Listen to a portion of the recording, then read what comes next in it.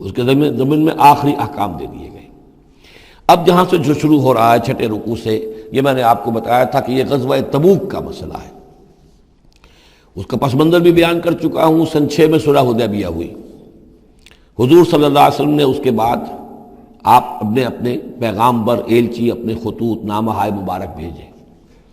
باقی جگہوں پر جو ہوا سو ہوا، لیکن ایک شخص نے کہ جو رئیس بصرہ تھا، شرحبیل بن عمرو غسان کا، اور یہ تھا رومن امپائر کے تابع، ان کا باج گزار تھا، اس نے حضور کا جو وہاں گیا تھا نامہ بر خط لے کر گئے تھے حضرت حارث ابن عمیر ازدی رضی اللہ تعالی عنہ، انہیں قتل کر دیا، شہید کر دیا۔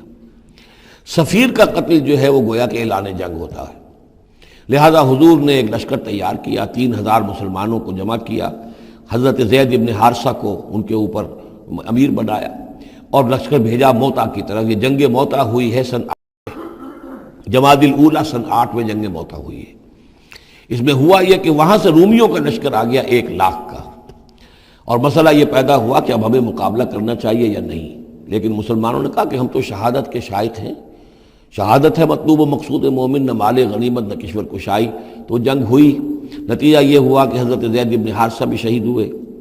پھر حضور نے پہلے ہی بتا دیا تھا کہ اگر وہ شہید ہو جائیں تو پھر جعفر ابن ابی طالب جو حضور کے چچا داد بھائی تھے، حضرت جعفر طیار، پھر وہ ہوں گے کمانڈر، انہوں نے چارج لیا، وہ بھی شہید ہو گئے۔ ان کے بعد حضور نے فرمایا تھا کہ عبداللہ ابن رواحہ انصاری ہوں گے، انہوں نے چارج سنبھالا، وہ بھی شہید ہو گئے۔ پھر آخر کار حضرت خالد ابن ولید نے خود اپنے ہاتھ میں کمان سنبھالی اور کسی طریقے سے وہ اپنے اس لشکر کو بچا کر لے آئے۔ تو یہ صورتحال ہوئی جنگ موتا کی۔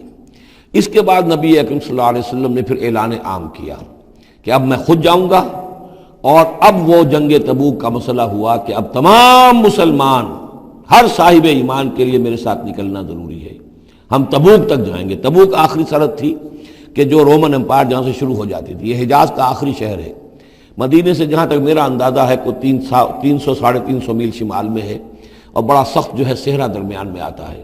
شدید گرمی کا موسم تھا، شدید گرمی کا موسم، تب طویل سفر، ادھر فصل تیار تھی کہ کھجوریں پکی ہوئی تھی، اگر انہیں اتاریں گے نہیں وقت پر تو ضائع ہو جائے گی، اور اگر سب مرد چلے جاتے ہیں تو عورتیں تو کھجوریں نہیں اتار سکتی، یہ کھجور کا اتارنا جو ہے پھل کا وہ آسان کام نہیں ہوتا۔ یہ سارے ایسے امتحانات جمع ہو گئے کہ اس کے لیے اہل ایمان کا بھی آخری امتحان ہو گیا، جس کے نتیجے میں جو منافقین تھے ان کا گویا کہ تشت بام ہو گیا، ان کا معاملہ، ان کی کمزوریاں، ان کی خباثتیں کھل کر سامنے آ گئی۔ تو یہ یوں سمجھیے کہ یہ 11 رکوع منافقین کے موضوع پر قرآن مجید کا آخری مقام اور ذروۂ سنام ہے۔ جیسے کہ اس سے پہلے سورہ نساء کے اندر بہت بڑا حصہ جو ہے، تقریباً نصف سورت جو ہے وہ متعلق تھی منافقین سے ہی۔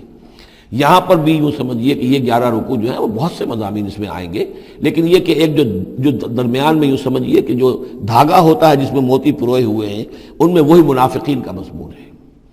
تو اس میں یہ ہے کہ آپ کو معلوم ہے کہ حضور 30,000 کا لشکر لے کر گئے تھے، اور اس میں وہاں جا کر ہرقل اگرچہ موجود تھا، ہیرکلیس، لیکن اس نے مقابلے میں آنے کی جرت نہیں کی۔ وہ پہچان چکا تھا کہ یہ اللہ کے رسول ہیں، اور میں اگر براہ راست ان کے مقابلے میں آؤں گا تو مار کھا جاؤں گا۔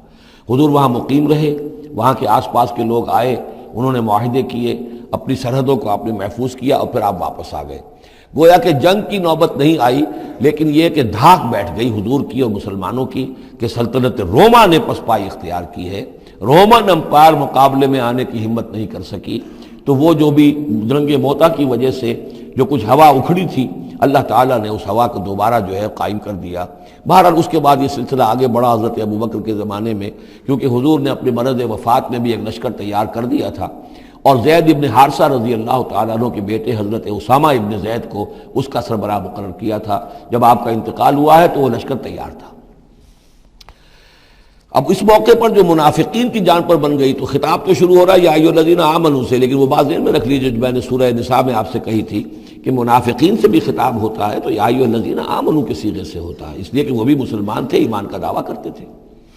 یا ایھا الذین آمنوا ما لکم اذا قیل لکم انفروا فی سبیل اللہ ثاقلتم الی الارض، اے ایمان کے دعوے دارو، تمہیں کیا ہو گیا ہے جب تم سے کہا جاتا ہے نکلو اللہ کی راہ میں تو تم گرے جاتے ہو، دھسے جاتے ہو زمین کی طرف، یعنی کہ پاؤں من کے بھر کے ہو گئے اور اٹھا نہیں جا رہا، حوصلہ جو ہے جواب دے گیا۔ ارضیتم بالحیات الدنیا من الآخرہ، اب یہ وہی سرچنگ کویسچن، ذرا سوچو، کیا تم نے آخرت کی بجائے دنیا کی زندگی کو قبول کر لیا ہے؟ دعوے دار تو ہو ایمان بالآخرت کے، لیکن اگر تم اللہ کی راہ میں جنگ کے لیے نکلنے کے لیے تیار نہیں ہو تو اس کا مطلب یہ کہ تم آخرت ہاتھ سے دے کر اور دنیا خرید رہے ہو۔ فما متاع الحیات الدنیا فی الآخرۃ الا قلیل، تو جان لو کہ دنیا کی پوری زندگی کا ساز و سامان آخرت کے مقابلے میں کچھ بھی نہیں ہے، نہ ہونے کے برابر ہے، بہت قلیل۔ الا تنفروا، اگر نہیں نکلو گے اللہ کی راہ میں، یعذبکم عذابا علیما، تمہیں عذاب دے گا، دردناک عذاب، وَيَسْتَبْدِلْ قَوْمًا غَيْرَكُمْ، اور تمہیں ہٹا کر کسی اور قوم کو لے آئے گا۔ اس نے اپنے دین کا جھنڈا اٹھوانا ہے، تم نہیں اٹھاتے، تمہیں دفع کرے گا، ریجیکٹ کرے گا، مردود کر دے گا اور کسی اور قوم کو لے آئے گا۔ وَلَا تَضُرُّوهُ شَيْئًا، اور تم اللہ کا کوئی نقصان نہیں کر سکو گے۔ وَاللَّهُ عَلَىٰ كُلِّ شَيْءٍ قَدِيرٌ، اللہ ہر چیز پر قادر ہے۔ إِلَّا تَنصُرُوهُ، اگر تم ان کی مدد نہیں کرو گے، یعنی حضور کی، فَقَدْ نَصَرَهُ اللَّهُ إِذْ أَخْرَجَهُ الَّذِينَ كَفَرُوا ثَانِيَ اثْنَيْنِ إِذْ هُمَا فِي الْغَارِ، جبکہ کافروں نے انہیں اپنے گھر سے اور مکے سے نکلنے پر کر دیا تھا، جبکہ دو میں کے دوسرے تھے، دو ہی تھے، حضور تھے اور حضرت ابوبکر تھے رضی اللہ تعالی عنہ۔ اذ ہما فی الغار، جبکہ وہ دونوں غار میں تھے۔ اذ یقول، یہ غار ثور کا واقعہ ہے۔ اذ یقول لصاحبہ لا تحزن، جب حضرت ابوبکر نے رضی اللہ تعالی عنہ یہ کہا کہ حضور یہ تو پہنچ گئے ہیں غار کے دہانے تک، اگر کسی نے ذرا بھی نیچے جھانک لیا تو ہم نظر آ جائیں گے، تو حضور نے فرمایا لا تحزن، فکر نہ کرو، ان اللہ معنا، اللہ ہمارے ساتھ ہے۔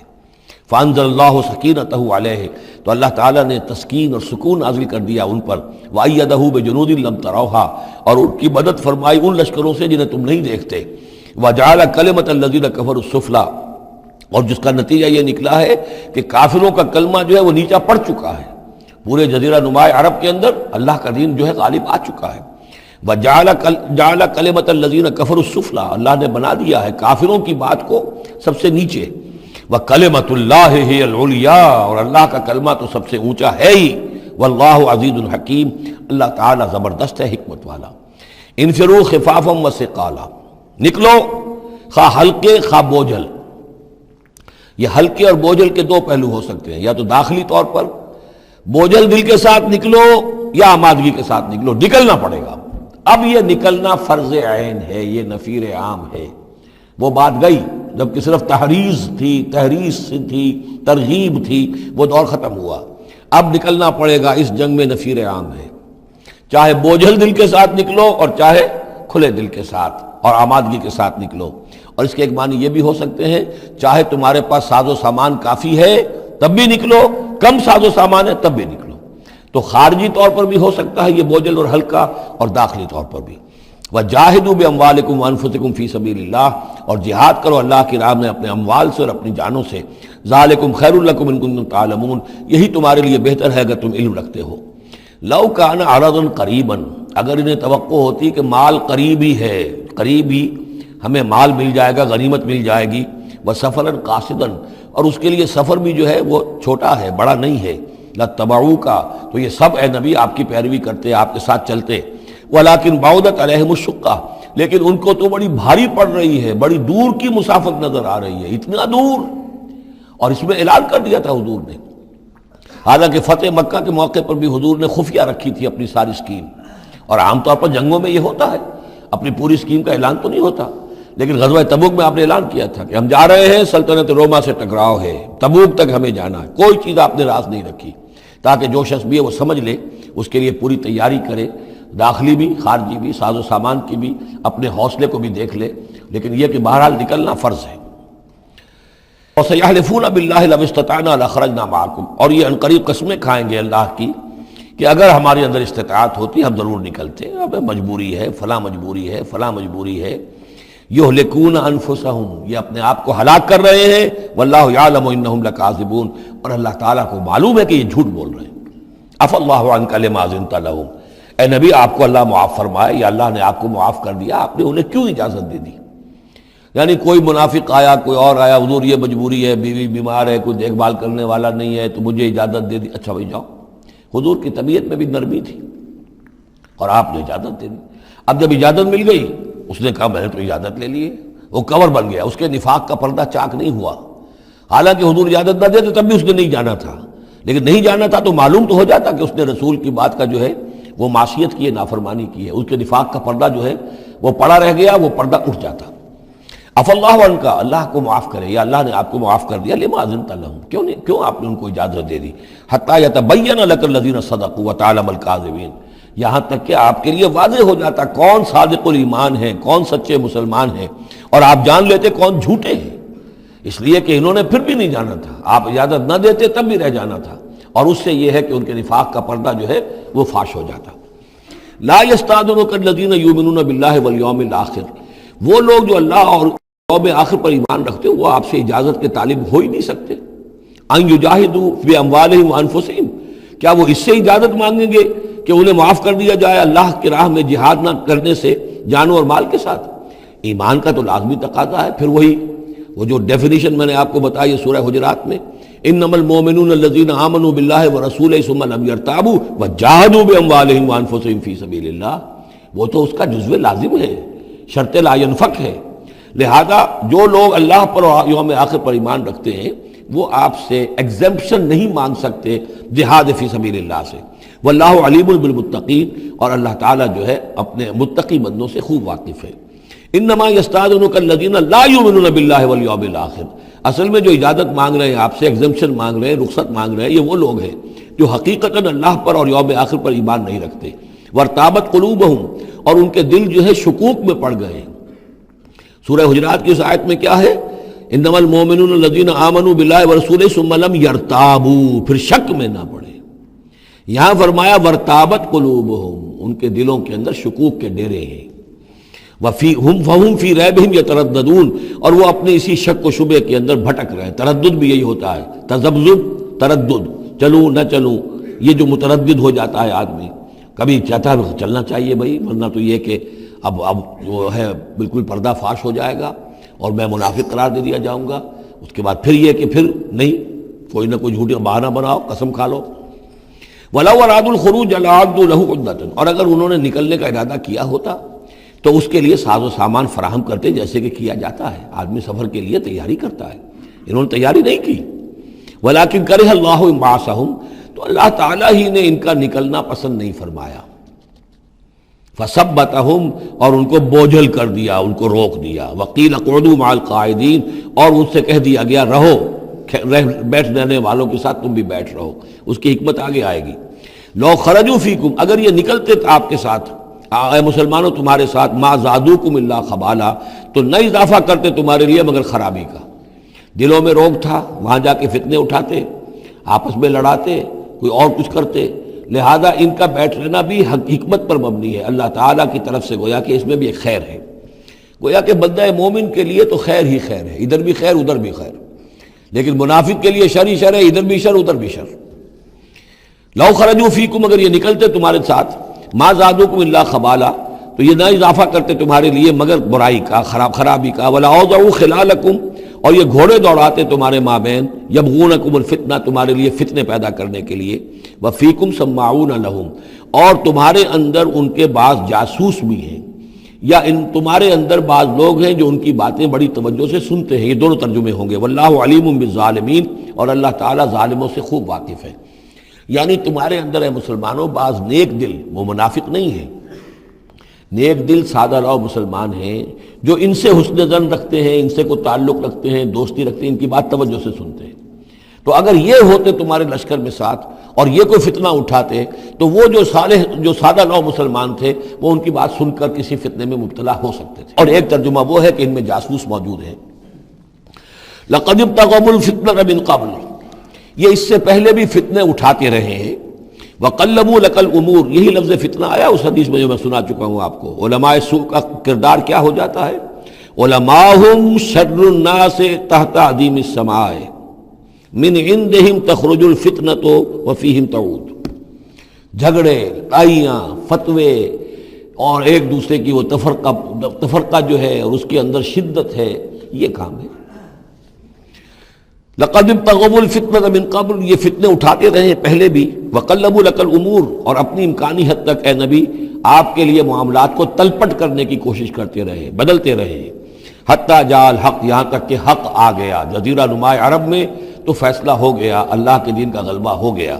وَظَهَرَ أَمْرُ اللَّهِ، اللہ کا امر ظاہر ہو گیا، غالب ہو گیا، وہم کارہون، جبکہ انہیں یہ پسند نہیں تھا، یہ تو ابھی چاہتے تھے کہ دین کا غلبہ اس طرح سے نہ ہو۔ ومنہم من یقول اذن لی ولا تفتنی، ان میں سے وہ بھی ہے جو کہتا ہے کہ حضور مجھے اجازت دے دیجئے اور مجھے فتنے میں نہ ڈالیے۔ یہ ایک بہت ہی مردود شخص تھا، جد ابن قیس لعنت اللہ علیہ، یہ منافقین میں سے تھا۔ یہ آیا اور اس نے بڑا استہزاء کا انداز اختیار کیا حضور کے ساتھ، حضور مجھے تو آپ اجازت دے دیجئے۔ کیوں بھائی، کیا معاملہ ہے، کیا مجبوری ہے؟ حضور میں ذرا حسن پرست قسم کا انسان ہوں، اور وہ شام کی طرف آپ جا رہے ہیں، شامی عورتیں بہت خوبصورت ہوتی ہیں، تو میں تو اپنے اوپر قابو نہیں رکھ سکوں گا، میں فتنے میں مبتلا ہو جاؤں گا، تو آپ مجھے فتنے سے بچا لیں۔ وَمِنْهُمْ مَنْ يَقُولُ اذن لِّي وَلَا تَفْتِنِّي، اور ان میں سے وہ بھی ہے جو کہتا ہے کہ مجھے تو اجازت دے دیجئے، ایکسیپٹ کر دیجئے، اور مجھے فتنے میں نہ ڈالیے، میں آپ کے ساتھ جاؤں گا تو فتنے میں پڑ جاؤں گا۔ الا فی الفتنۃ سقطوا، آگاہ ہو جاؤ، فتنے میں تو پڑ چکے، اور فتنہ کون سا ہوگا؟ جو بدبخت اس قسم کا معاملہ کر رہا ہے، بدترین فتنے کا شکار تو ہو چکا۔ وَإِنَّ جَهَنَّمَ لَمُحِيطَةٌ بِالْكَافِرِينَ، اور یقیناً جہنم جو ہے ان کافروں کا احاطہ کیے ہوئے ہے۔ ان تصبک حسنۃ تسؤہ، اے نبی اگر آپ کو کوئی اچھی بات پہنچتی ہے، کوئی فتح ہوتی ہے، کوئی خیر آتا ہے، کوئی اچھی خبر آتی ہے، تسؤہم، انہیں بری لگتی ہے۔ وَإِن تُصِبْكَ مُصِیبَةٌ، اگر کوئی تکلیف آ جاتی ہے، ناگوار پوزیشن، صورتحال، یقولوا قد اخذنا امرنا من قبل، تو کہتے ہیں جی ہم نے تو اپنا معاملہ پہلے ہی درست کر لیا تھا، ہم کوئی بیوقوف تھوڑا ہی ہے، ان لوگوں کی طریقے سے جو ہے اتنے جو ہے ہم رسک نہیں لیتے، ہم نے پہلے ہی سے اپنی حفاظت کا بندوبست کر لیا تھا۔ یقولوا قد اخذنا امرنا من قبل ویتولوا وهم فرحون، اور وہ پیٹھ پھیرتے ہیں اور بڑے شاداں و فرحاں ہوتے ہیں کہ مسلمانوں پر مصیبت آ گئی اور ہم بچ گئے۔ قل لن یصیبنا الا ما کتب اللہ لنا، یہ آیتیں تو ہر شخص کو یاد کر لینی چاہیے۔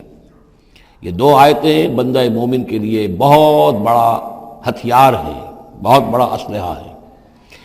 کہو لن یصیبنا الا ما کتب اللہ لنا، اے بدبختو، ہم پر کوئی مصیبت نہیں آ سکتی سوائے اس کے جو اللہ نے ہمارے لیے لکھ دی ہو۔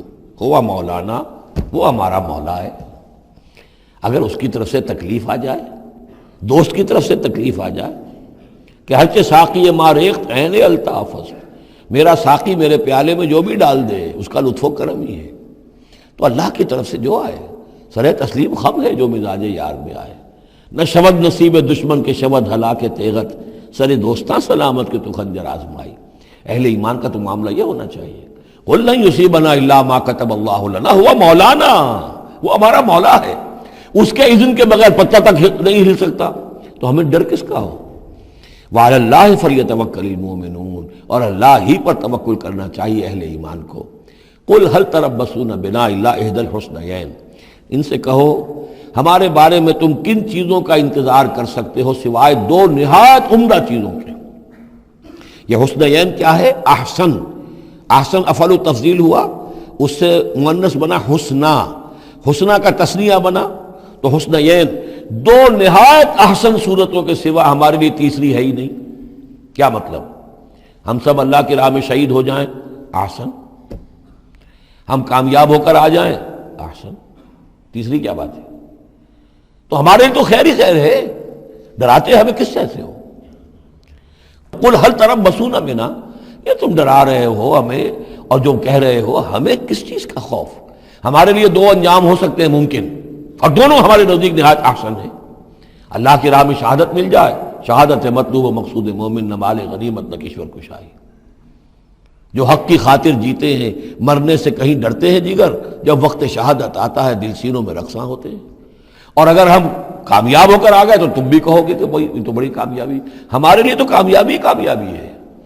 قل هل تربصون بنا الا احدى الحسنيين ونحن نتربص بكم، اور ہم منتظر ہیں تمہارے بارے میں، ان يصيبكم الله بعذاب من عنده، کہ اے منافقو اللہ تم پر کوئی عذاب اپنے خاص اپنے پاس سے نازل کرے، اور بأيدينا، یا کوئی وقت آ جائے کہ ہمیں اجازت دے دی جائے کہ ہم تمہاری گردنیں اڑائیں، جیسے کہ اعلان عام کفار کے بارے میں ہوا، ہو سکتا ہے کہ ایسا ہو جائے۔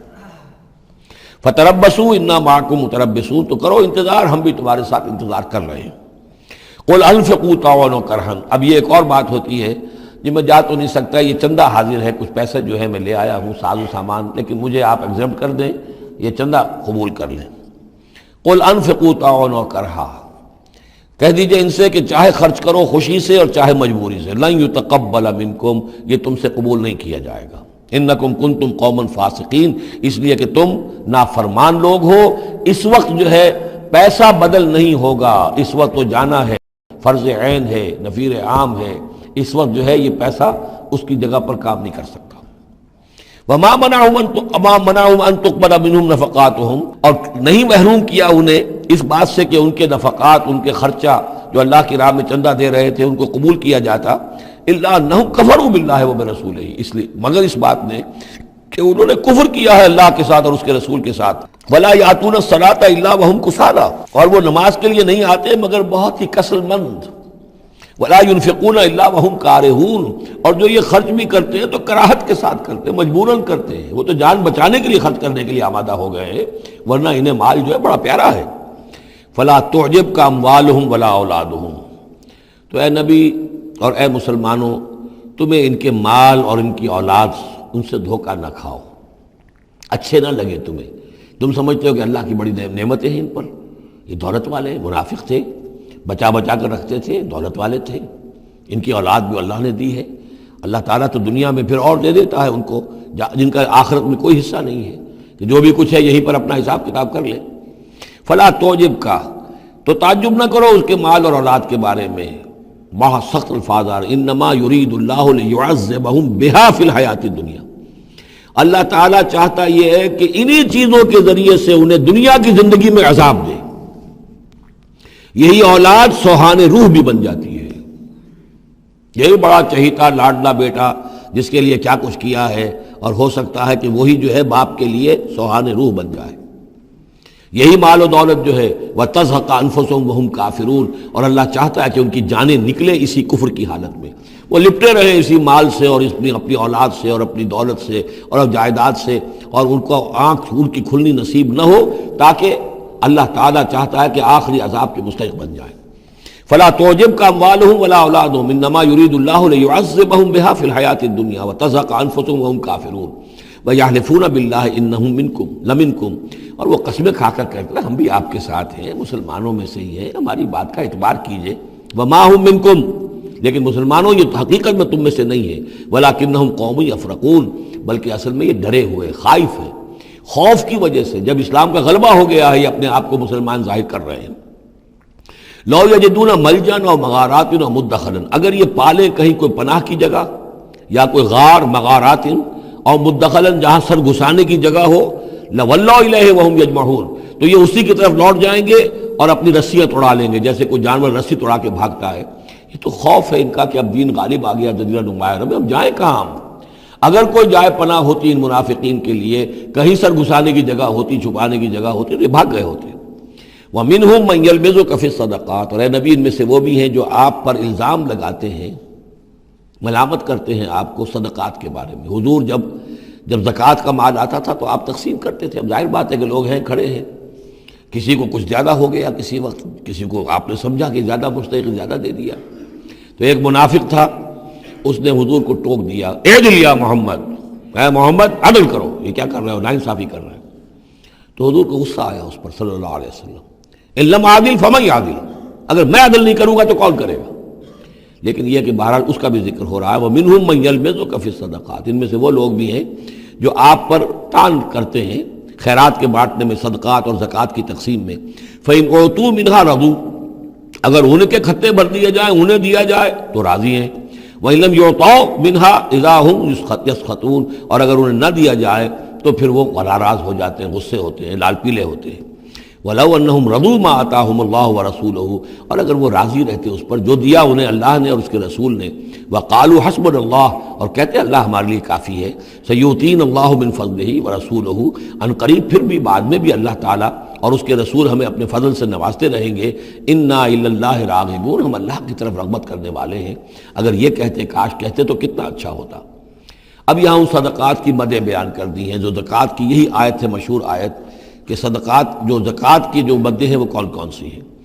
انما الصدقات، زکوٰۃ جو ہے تو سب سے پہلے للفقراء، مفلسوں کے لیے، والمساکین، محتاجوں کے لیے، والعاملین علیہا، اور جو بھی زکوٰۃ کا بندوبست کریں گے، زکوٰۃ جمع کریں گے، تحصیلدار ہوں گے، زکوٰۃ کا حساب کتاب رکھیں گے، زکوٰۃ تقسیم کریں گے، وہ اس کے عاملین علیہا ہیں، ان کی تنخواہیں اس میں سے دی جائیں گی۔ والمؤلفۃ قلوبہم، اور تالیف قلب کے لیے کچھ لوگ ہوتے تھے جب تک ایک تحریک اور دعوت چل رہی ہے، بعض لوگ ہوتے ہیں معاشرے کے اندر صاحب حیثیت ہوتے ہیں، انہیں کچھ دے دلا دیا جائے تو ان کی مخالفت کم ہو جاتی ہے، ساتھی نہ بنے، کم سے کم یہ کہ ان کا مخالفت کا زور شور جو ہے کم ہو جائے، تو یہ تالیف قلب کے لیے۔ یہ مد جب اسلام غالب ہو چکا تو اس کے بعد سے ختم ہو گئی۔ اس کے بارے میں فقہا کا کہنا یہ اس وقت تک تھا جب تک کہ ابھی وہ تحریک اور دعوت چل رہی تھی، لیکن ویسی ہی سچویشن پھر کبھی دوبارہ پیدا ہو سکتی ہے تو پھر یہ مد جو ہے اس کے اندر یہ شامل ہو جائے گی۔ وفر رقاب، گردنوں کے چھڑانے میں، اور گردنوں کے چھڑانے میں کسی پر تاوان آ گیا ہے، کوئی شخص جو ہے وہ مقروض اتنا ہو گیا ہے کہ اس سے نہیں نکل پا رہا ہے، لہذا ایک یہ کہ لم سم مدد کر کے اسے گویا کہ اس کی گردن چھڑا دی جائے۔ والغارمین، جن پر تاوان بھرنا پڑے۔ وفی سبیل اللہ، اور ایک مد جو ہے فی سبیل اللہ بھی ہے، مطلب یہ ہے کہ اللہ کی راہ میں جہاد، دعوت اور اقامت دین کی جد و جہد میں بھی یہ رقم خرچ ہو سکتی ہے، لیکن اولین مستحق یہ ہے۔ انفاق فی سبیل اللہ خود اللہ کل کا کل دین کے لیے ہے، اللہ کے دین کے لیے، دعوت، تبلیغ اور جو بھی اقامت دین کی جد و جہد ہے اس کے لیے۔ لیکن یہ جو صدقات ہیں، اور زکوٰۃ بھی صدقات ہی میں شامل ہے، ان میں اولاً جو مستحق ہیں وہ ہیں غرباء اور یتیم اور مساکین اور بیوائیں، جو بھی ہیں محتاج ہیں، یہ ان کے زیادہ پہلے حقدار ہیں۔ البتہ یہ کہ اگر کسی شخص کے پاس اس طرح کی رقم بچ جائے کہ جو اس کے قریب میں جو بھی رشتہ دار ہیں، غرباء ہیں، یتامہ ہیں، مساکین ہیں، ان کو دے چکا ہے، اور وہ باقی وہ کسی دین کے کام میں دینا چاہے تو دے سکتا ہے۔ وفی سبیل اللہ وابن السبیل، اور مسافر کے لیے۔ فریضۃ من اللہ، یہ اللہ تعالیٰ کی طرف سے معین ہو گیا ہے۔ یہی لفظ آیا ہے بار بار سورہ نساء میں، جہاں کے جو احکام آئے تھے وراثت کے۔ واللہ علیم الحکیم، اور اللہ تعالیٰ سب کچھ جاننے والا ہے، کمال حکمت والا۔ ومنہم الذین یؤذون النبی، ان میں سے وہ لوگ بھی ہیں جو نبی کو ایذا پہنچاتے ہیں۔ ویقولون هو اذن، اور وہ کہتے ہیں یہ تو نرے کان ہی کان ہے۔ ایک تو محاورہ ہمارے یہاں کان کا کچا ہونا وہ اور معنی میں ہے، لیکن یہ کہتے تھے کہ ہم نے جا کر جھوٹ بولا، حضور میری بیوی بیمار ہے، اور انہوں نے مان لیا کہ یہ کان ہی کان ہے، یہ صرف جو کچھ کہہ دیتے ہیں مان لیتے ہیں، سن لیتے ہیں، ہوا اذن، یہ تو نرے کان ہے بس۔ یہ بھی حضور کی توہین۔ ومنہم الذین یؤذون النبی ویقولون هو اذن قل اذن خیر لکم، کہہ دیجئے یہ کان تمہارے لیے بہتر ہیں، بہتری کے لیے ہیں، تمہاری خیریت اسی میں ہے۔ یؤمن باللہ و یؤمن للمؤمنین، یہاں پہ یہ ایمان کے ساتھ بے اور لام کا فرق واضح ہو جائے گا۔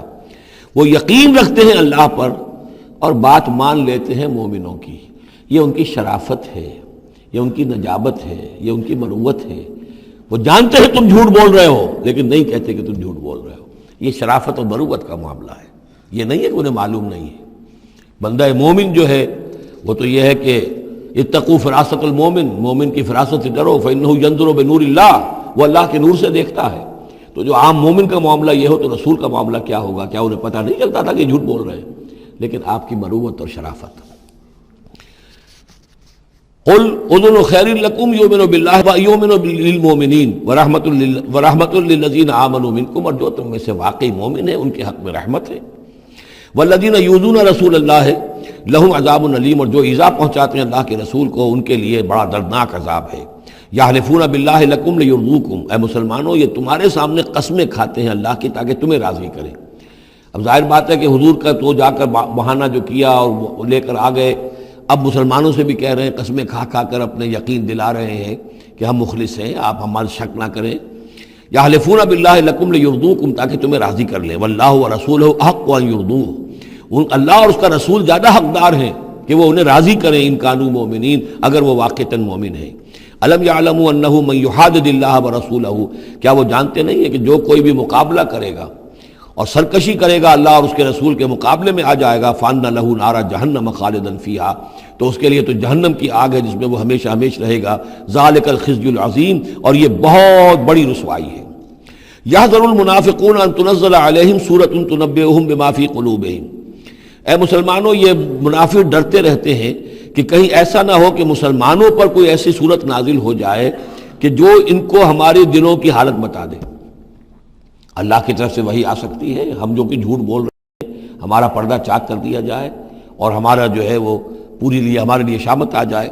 قل استہزئوا، کہیے کہ نہیں ڈرتے، ابھی تم استہزاء کرتے رہو، ان اللہ مخرج ما تحذرون، لیکن بہرحال ایک وقت آئے گا جس چیز سے تم ڈر رہے ہو اللہ اسے ظاہر کر دے گا، عیاں کر دے گا۔ وَلَئِن سَأَلْتَهُمْ لَيَقُولُنَّ، اور اگر آپ ان سے پوچھیں گے تو کہیں گے اِنَّا كُنَّا نَخُوضُ وَنَلْعَبُ۔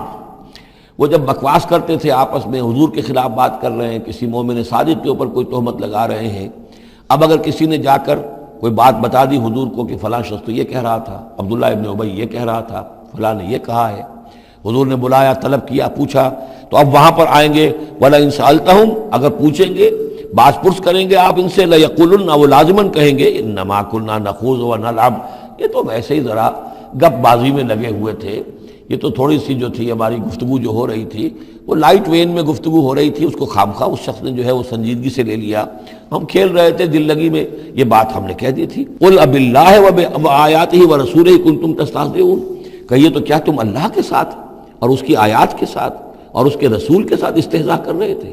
تمسخر، یہ دل لگی تمہاری، بازی بازی بارش بابا ہم بازی، اب اللہ اور رسول جو ہیں اور اس کی آیات جو ہیں وہ بھی تمہارے لیے تختہ برس بن گئی ہیں استہزاء اور تمسخر کا۔ لا تعتذروا، اب بہانے مت بناؤ، قد کفرتم بعد ایمانکم، تم کفر کر چکے ہو اپنے ایمان کے بعد۔ ان نعفو عن طائفۃ منکم، اگر ہم تمہاری ایک جماعت کی طرف سے درگزر کریں گے، نعذب طائفۃ، تو کسی دوسری جماعت کو ہم عذاب بھی اب دیں گے، اب وہ وقت آ رہا ہے کہ تمہیں سزائیں بھی ملیں گی، بأنہم کانوا مجرمین، اس لیے کہ وہ مجرم تھے۔ المنافقون والمنافقات بعضهم من بعض، یہ منافق مرد اور منافق عورتیں سب ایک دوسرے میں ہی سے ہیں، یعنی ان کی کا گٹھ جوڑ ہے۔ یامرون بالمنکر، یہ بدی کا حکم دیتے ہیں، بجائے اس کے کہ امر بالمعروف کرتے، یہ برائی کا حکم دیتے ہیں۔ وینہون عن المعروف، اور نیکی سے روکتے ہیں، مت خرچ کرو، سنبھال کے رکھو، پاگل ہو گئے ہو، آخر مستقبل کی فکر کرنی چاہیے، لہذا وہ نہیں عن المعروف اور امر بالمنکر۔ یامرون بالمنکر وینہون عن المعروف ویقبضون ایدیہم، اپنے ہاتھوں کو مٹھیوں کو بند رکھتے ہیں، خرچ نہیں کرتے۔ نسوا اللہ فنسیہم، انہوں نے اللہ کو بھلا دیا تو اللہ نے انہیں بھلا دیا، نظر انداز کر دیا۔ ان المنافقین هم الفاسقون، یقیناً یہی منافق ہے کہ جو سرکش ہے، نافرمان ہے۔ وعد اللہ المنافقین والمنافقات والکفار نار جہنم خالدین فیہا، اللہ نے وعدہ کیا ہے ان منافق مردوں اور منافق عورتوں سے اور تمام کفار سے آگ کا، جہنم کے آگ کا، خالدین فیہا، جس میں وہ ہمیشہ ہمیش رہیں گے، ہی حسبہم، بس وہی ان کے لیے کفایت کرے گی، ولعنہم اللہ، اور اللہ تعالیٰ نے ان پر لعنت فرما دی ہے، ولہم عذاب مقیم، اور ان کے لیے عذاب ہے قائم رہنے والا، مسلسل دائم اور قائم عذاب۔ کالذین من قبلہم، اسی طرح کے وہ لوگ، یہ بھی ان لوگوں کی مانند ہے کہ جو ان سے پہلے تھے، کانوا اشد منکم قوۃ، وہ تم سے کہیں بڑھ کر تھے طاقت میں، واکثر اموالا، اور بہت زیادہ تھے مال میں، واولادن، اور اولاد میں، یعنی یہ قومیں جو گزری ہیں کافروں کی، قوم سمود اور قوم عاد، وہ تم سے کہیں بڑھ کر تھی، قوت میں بھی اور اپنی تعداد میں بھی، مال میں، اولاد میں۔ فاستمتعوا بخلاقہم، انہوں نے بھی اپنے اپنے وقت میں اپنے نصیب کا فائدہ اٹھا لیا، اپنا حصہ وصول کر لیا۔ فاستمتعتم بخلاقکم، اب تم بھی اپنا حصہ مکمل کر چکے ہو، اب تمہارا انجام بہت قریب آ چکا ہے۔ کما استمتع الذین من قبلکم بخلاقہم، جیسے کہ ان لوگوں نے اپنا حصہ وصول کر لیا تھا اور اس سے فائدہ اٹھا لیا تھا جو تم سے پہلے تھے۔ وخذتم کالذی خاضوا، اور تم نے بھی اسی طرح کی روش اختیار کی جو انہوں نے اختیار کی تھی۔ اولئک حبطت اعمالہم فی الدنیا والآخرہ، یہ وہ لوگ ہیں کہ جن کے تمام اعمال دنیا اور آخرت سب میں حبط ہو گئے۔ واولئک هم الخاسرون، اور یقیناً یہی ہے خسارے میں رہنے والے۔ الم یاتہم نبأ الذین من قبلہم، کیا ان کے پاس خبریں آ نہیں چکی ہیں ان کی جو ان سے پہلے تھے؟ قوم نوح وعاد وثمود وقوم ابراہیم واصحاب مدین والمؤتفکات، نوح کی قوم اور عاد اور سمود اور قوم ابراہیم، یہ واحد مقام ہے قرآن مجید میں جس میں قوم ابراہیم کا بھی تذکرہ اس انداز میں ہے کہ شاید ان پر بھی عذاب آیا ہو، لیکن صراحتاً اس کا ذکر پورے قرآن میں کہیں نہیں ہے۔ وہ اصحاب مدین، اور مدین کے لوگ، والمؤتفکات، اور ان بستیوں کی جو الٹ دی گئی تھی، سدوم اور عمورہ، اتتہم رسلہم بالبینات، آئے ان کے پاس ان کے رسول واضح احکام لے کر، واضح نشانیاں لے کر۔ فما کان اللہ لیظلمہم، تو اللہ تعالیٰ ان پر ظلم کرنے والا نہیں تھا، لیکن کانوا انفسہم یظلمون، بلکہ وہ اپنے اوپر خود ہی ظلم ڈھاتے رہے۔ والمؤمنون والمؤمنات بعضهم اولیاء بعض، وہ منافق مرد اور منافق عورتوں کی بات تھی۔ اب فرمایا اور ایمان والے مرد اور ایمان والی عورتیں بعضهم اولیاء، بعض وہ ایک دوسرے کے ساتھی ہیں، ایک دوسرے کے پشت بنا ہے، مددگار ہیں۔ یامرون بالمعروف، ان کا طرز عمل یہ ہے کہ نیکی کا حکم دیتے ہیں، مشورہ دیتے ہیں، وینہون عن المنکر، بدی سے روکتے ہیں، ویقیمون الصلاۃ، نماز قائم کرتے ہیں، ویؤتون الزکوٰۃ، اور زکوٰۃ ادا کرتے ہیں، ویطیعون اللہ ورسولہ، اور اللہ اور اس کے رسول کی اطاعت کرتے ہیں۔ اولئک سیرحمہم اللہ، یہی ہیں وہ لوگ جن پر اللہ تعالیٰ رحمت فرمائے گا۔ ان اللہ عزیز الحکیم، یقیناً اللہ زبردست ہے، حکمت والا۔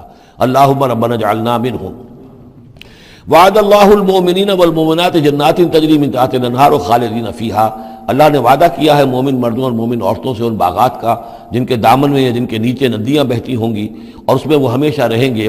ومساکن طیبۃ فی جنات عدن، اور بڑے ستھرے اور بہت عمدہ مکان رہائش کے لیے ان کو دے گا، رہنے کے باغات میں، ریزیڈینشل گارڈنز میں۔ وَرِضْوَانٌ مِّنَ اللَّهِ اکبر، یہ ساری چیزیں تو ہے ہی، سب سے بڑی شے یہ کہ اللہ ان سے راضی ہو جائے گا۔ رضا اللہ کی وہ سب سے بڑی شے ہے، سب سے بڑی نعمت ہے۔ ذالک هو الفوز العظیم، وہ تو ہے بہت ہی بڑی کامیابی۔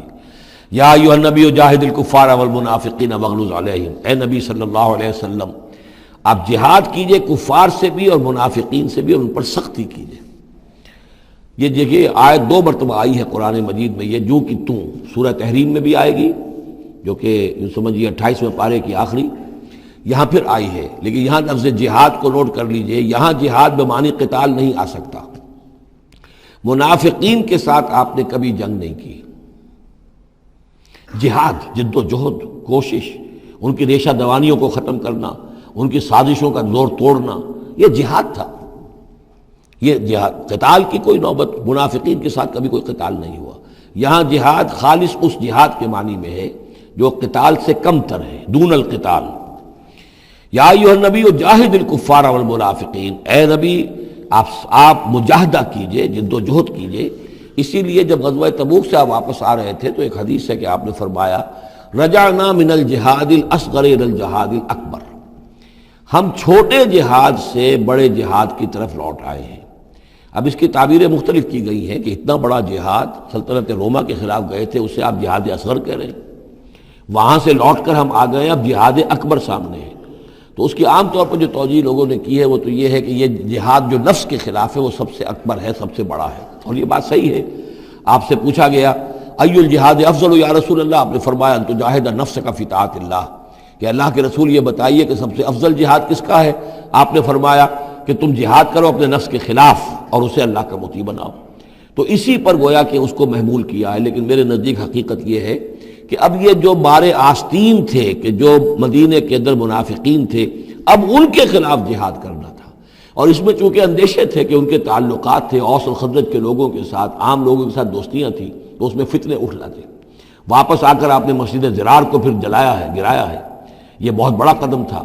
عام مسلمان جو اس پر مشتعل بھی ہو سکتے تھے کہ مسجد کو گرا رہے، لیکن یہ کہ یہ اقدامات آپ نے کیے ہیں صلی اللہ علیہ وسلم اس آیت کے اترنے کے بعد اور تبوک سے واپسی کے بعد۔ یا ایھا النبی جاہد الکفار والمنافقین واغلظ علیہم، اے نبی جہاد کیجئے کافروں سے بھی اور منافقین سے بھی، اور ان پر سختی کیجئے۔ ومأواہم جہنم، ان کا ٹھکانہ جہنم ہے، وبئس المصیر، اور وہ بہت برا ٹھکانہ ہے۔ یحلفون باللہ ما قالوا، وہ اللہ کی قسم کھا کر کہتے ہیں کہ ہم نے یہ بات نہیں کہی، کوئی بات جو بھی آئی، کوئی غلط بات کہی، کوئی استہزاء کیا، کوئی تمسخر اڑایا۔ وَلَقَدْ قَالُوا كَلِمَةَ الْكُفْرِ، حالانکہ انہوں نے کہا ہے کفر کا کلمہ۔ یہ ایک بات انہوں نے کہی تھی، اس کا ذکر آ جائے گا تفصیل سے سورہ منافقون میں 28ویں پارے میں، واقعہ وہاں تفصیل سے آیا ہے۔ تو لیکن یہ کہ کسی نوجوان نے آ کر حضور کو بتا دیا کہ اس نے یہ کہا ہے، اب حضور نے طلب فرمایا، انہوں نے کہا نہیں یہ بالکل جھوٹ بولتا ہے اس نے، اور اس نے خامخواہ جو ہے فتنہ اٹھانے کی کوشش کی ہے۔ تب یہ آیت نازل ہوئی، اللہ نے اس نوجوان کو سچا کیا اس آیت کے ذریعے سے کہ جھوٹ وہ عبداللہ ابن ابی بول رہا ہے، یہ نوجوان نہیں بول رہا۔ یحلفون باللہ ما قالوا، وہ قسم کھا رہے ہیں اللہ کی کہ ہم نے وہ بات نہیں کہی۔ وَلَقَدْ قَالُوا كَلِمَةَ الْكُفْرِ، حالانکہ انہوں نے کہا کلمہ کفر۔ وَكَفَرُوا بَعْدَ إِسْلَامِهِمْ، اور وہ اپنے اسلام کے بعد کفر منکر ہو چکے، کفر کر چکے۔ وَهَمُّوا بِمَا لَمْ يَنَالُوا، اور انہوں نے ارادہ کیا تھا اس شے کا کہ جس کو وہ حاصل نہ کر سکے۔ یہ ایک خاص واقعہ ہوا تھا کہ جب تبوک سے واپس آپ آ رہے تھے تو ایک موقع پر آپ عام راستے سے قافلے سے ذرا ہٹ کر ایک پہاڑی راستے کی طرف سے آپ کا گزر ہوا، اور وہ تنگ راستہ تھا، وہاں سے بس ایک ہی اونٹ ایک وقت میں گزر سکتا تھا۔ حضور کے ساتھ 2 آپ کے صحابہ تھے۔ وہاں ان لوگوں نے کوشش کی، منافقین نے، کچھ لوگ تھے کہ جنہوں نے اپنے ڈھانٹے باندھ لیے کہ پہچان میں نہ آئے، اور رات کی تاریکی میں انہوں نے ہاتھ چلایا، چاہتے تھے کہ حضور کو شہید کر دیں۔ بہرحال وہاں پر جو ہے کسی طریقے سے جو دو آپ کے جانثار ساتھی تھے انہوں نے انہیں کھدیڑا، مار کر بھگایا۔ پھر حضور نے ان کو بتا بھی دیا تھا، جن میں حضرت حذیفہ ابن یمان بھی تھے رضی اللہ تعالی عنہ، اور حضرت عمار تھے، عمار ابن یاسر، ان دونوں کو بتا دیا تھا کہ فلاں فلاں نام ہے، یہ فلاں فلاں منافق ہے، لیکن یہ میرا راز رہے گا تمہارے پاس، تم نے یہ نام کسی کو بتانے نہیں ہے۔ یہ اسی لیے حضرت حذیفہ کا نام پڑ گیا تھا صاحب و سر النبی، نبی کا ایک راز ہے ان کے پاس، نبی کے ایک رازدان، وہ حضرت حذیفہ ابن یمان۔ وَهَمُّوا بِمَا لَمْ يَنَالُوا، انہوں نے تو ارادہ کیا تھا وہ چیز جو وہ حاصل نہ کر سکے، وَمَا نَقَمُوا إِلَّا أَنْ أَغْنَاهُمُ اللَّهُ وَرَسُولُهُ، اور یہ نہیں انتقام لے رہے مگر اس شے کا کہ اللہ نے اور اس کے رسول نے انہیں غنی کر دیا ہے۔ اللہ اور ان کا رسول ان کی طلب مال کو دیکھ کر انہیں صدقات میں سے، مال غنیمت میں سے بفراغت دیتا رہا، من فضل ہی، اپنے فضل سے۔ وَإِن يَتُوبُوا يَكُ خَيْرًا لَّهُمْ، اب بھی اگر توبہ کر لیں تو یہ ان کے لیے بہتر ہوگا۔ وَإِن يَتَوَلَّوْا، اور اگر وہ پیٹھ موڑیں گے، يُعَذِّبُهُمُ اللَّهُ عَذَابًا أَلِيمًا، اللہ انہیں عذاب دے گا، بہت دردناک عذاب، فی الدنیا والآخرہ، دنیا میں بھی اور آخرت میں بھی۔ وَمَا لَهُمْ فِي الْأَرْضِ مِنْ وَلِيٍّ وَلَا نَصِيرٍ، اور پوری زمین میں ان کے لیے نہ کوئی ولی ہوگا، پشت پناہ ہوگا، مددگار ہوگا، اور نہ ہی کوئی حامی ہوگا۔ وَمِنْهُمْ مَنْ عَاهَدَ اللَّهُ، اب یہ وہ تین آیتیں آ گئی ہیں جو میری تقریروں میں بہت مرتبہ آئی ہیں، ہم مسلمانان پاکستان کے لیے خاص لمحہ فکریہ ہیں۔ مدینہ کے منافقین کی ایک خاص قسم کا تذکرہ ہو رہا ہے۔ وَمِنْهُمْ مَنْ عَاهَدَ اللَّهُ، ان میں سے وہ لوگ بھی ہیں جنہوں نے اللہ سے عہد کیا تھا، لَئِنْ آتَانَا مِنْ فَضْلِهِ، اگر اللہ ہمیں اپنے فضل سے نواز دے گا، غنی کر دے گا، دولت دے دے گا، دولت مند کر دے گا، لَنَصَّدَّقَنَّ وَلَنَكُونَنَّ مِنَ الصَّالِحِينَ، ہم خوب صدقہ خیرات کریں گے اور نیک بن جائیں گے۔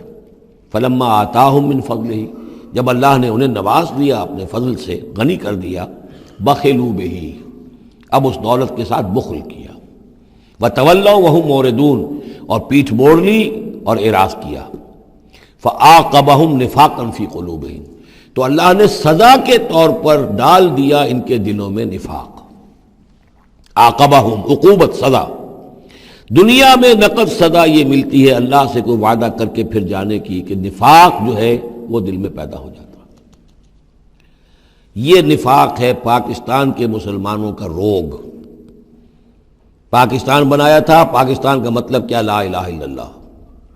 ہندوستان کے مسلمان نے ووٹ دے کر اپنا فرض کفایہ ادا کر دیا کہ جاؤ بھائی، تم جو ہم پہ گزرے گی سو گزرے گی، تم جاؤ اور اسلام قائم کرو۔ ہم نے کیا کیا ہے؟ 50 برس سے زائد ہو گئے، کیا کیا ہے؟ اسلام کہاں ہے؟ یہ بے وفائی، یہ بد عہدی، اس کا نتیجہ کیا ہے؟ 3 نفاق ہیں جو اس قوم کے اوپر مسلط ہو گئے۔ نفاق باہمی، اب وہ قوم نہیں رہی، قومیتوں میں تحلیل ہو چکی ہے، اب عصبیتیں ہیں، صوبائیت ہے، لسانیت ہے، اور نہ معلوم کیا کچھ ہے، فرقہ واریت ہے۔ دوسرے، کردار کا بیڑا غرق ہو گیا۔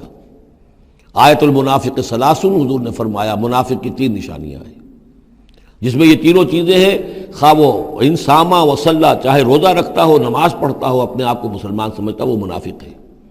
جب بولے جھوٹ بولے، جب وعدہ کرے خلاف ورزی کرے، اور جب کہیں امین بنا دیا جائے خیانت کرے۔ وہ دیکھ لیجئے اپنی قوم کو، جو جتنا بڑا ہے، الا ماشاء اللہ، ایکسیپشنز پروو دی رول، قانون یہی ہے، جو جتنا بڑا اتنا ہی جھوٹا، اتنا ہی خائن، اور اتنا ہی وعدہ خلاف۔ اور تیسرا اور میرے نزدیک سب سے بڑا نفاق جو ہے وہ ہمارے دستور میں ہے۔ The most sacred document of a state is the constitution۔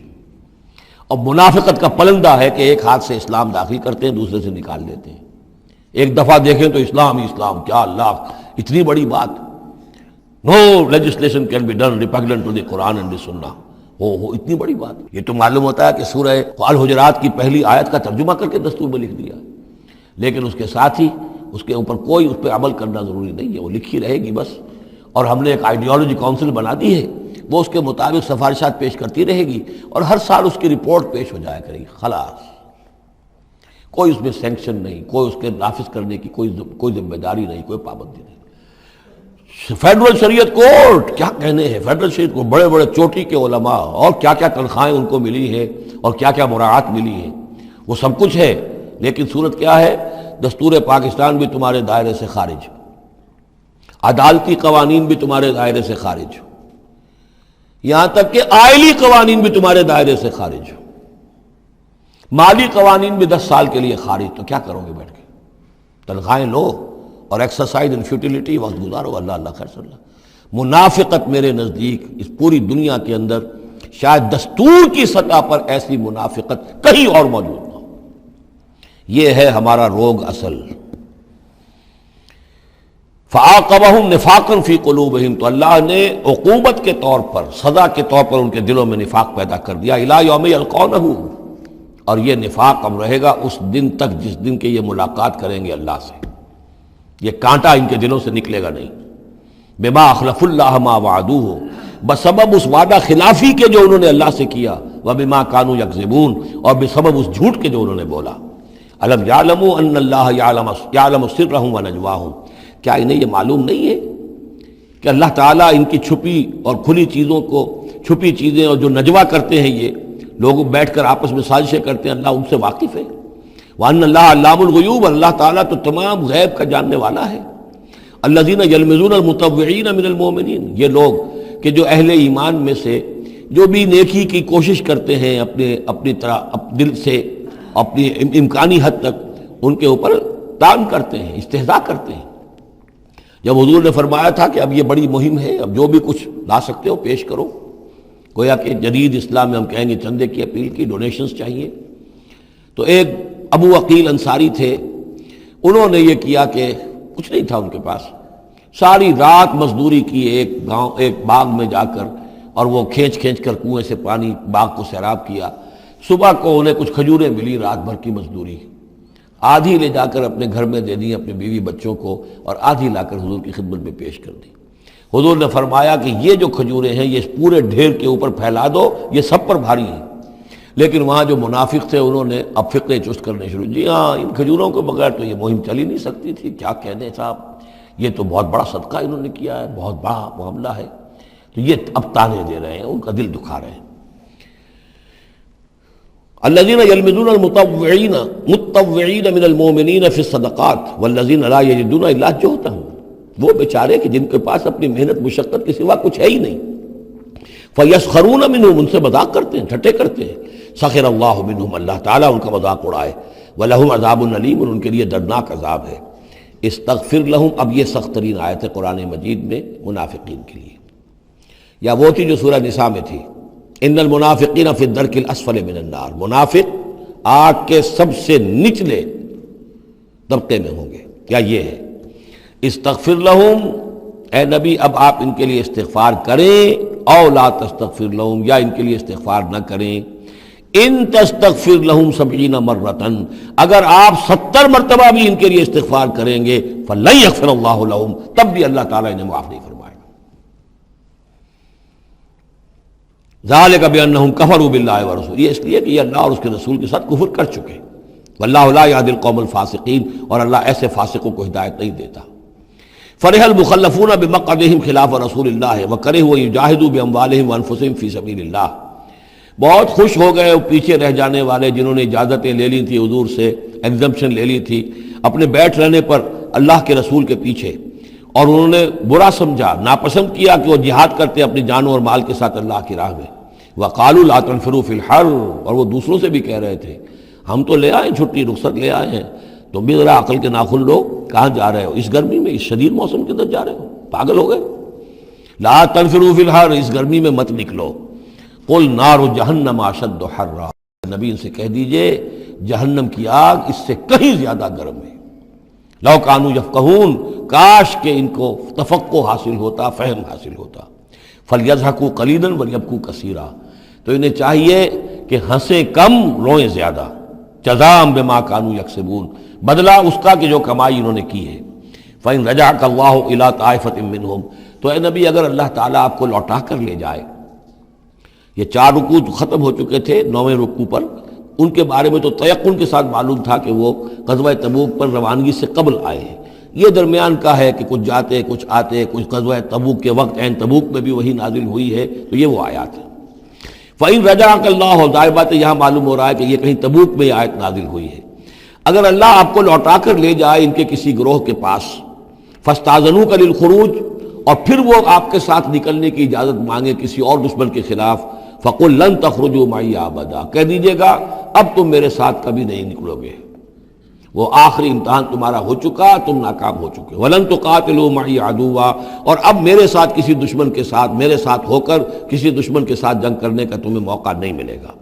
Income رضیتم بالقعود اول مرۃ، تم پہلی مرتبہ راضی ہو گئے تھے بیٹھے رہنے پر، نفیر عام ایک ہی مرتبہ ہم نے کی اور تم پیچھے رہنے پر، بیٹھ رہنے پر راضی ہو گئے، فاقعدوا مع الخالفین، اب ہمیشہ کے لیے پیچھے رہنے والوں کے ساتھ بیٹھ رہو، ولا تصلی علی احد منہم مات، اور اے نبی ان میں سے کوئی مر جائے تو اس کی نماز جنازہ ادا نہ کیجیے ابداً، کبھی بھی، ولا تقم علی قبرہ، اور اس کی قبر پر آپ کھڑے نہ ہوں۔ یہ دیکھیے یہ اب ان کی رسوائی کا سامان ہو رہا ہے، ابھی تک تو پردے پڑے ہوئے تھے، لیکن اب یہ ہے کہ حضور جو ہے جب انکار کرتے تھے کسی کی نماز جنازہ پر جانے سے معلوم ہو جاتا تھا کہ یہ منافق ہے، حضور نے اس کی نماز جنازہ میں شرکت سے انکار کیا۔ ولا تصلی علی احد منہم مات ابدا ولا تقم علی قبرہ، اور مت کھڑے ہوئیے اس کی قبر پر، انہم کفروا باللہ ورسولہ، یقیناً انہوں نے کفر کیا ہے اللہ اور اس کے رسول کے ساتھ، وماتوا وہم فاسقون، اور وہ مرے ہیں اسی حال میں کہ وہ نافرمان تھے۔ ولا تعجبک اموالہم واولادہم، یہ آیت پہلے بھی آ چکی ہے، آیت نمبر 55، صرف وہی ایک فرق ہے اس میں، وہاں فلا تعجب کا ہے، یہاں ولا تعجب کا، آپ کو زیادہ پسند نہ آئیں، اچھی نہ لگیں، نہ ان کے اموال نہ ان کی اولاد، انما یرید اللہ ان یعذبہم، یہاں لام کے بجائے ان آ گیا ہے، اللہ چاہتا یہ ہے کہ انہیں عذاب دے انہی چیزوں کے ذریعے سے دنیا میں، وتزہق انفسہم وہم کافرون، اور ان کی جانیں نکلیں اسی حالت کفر میں۔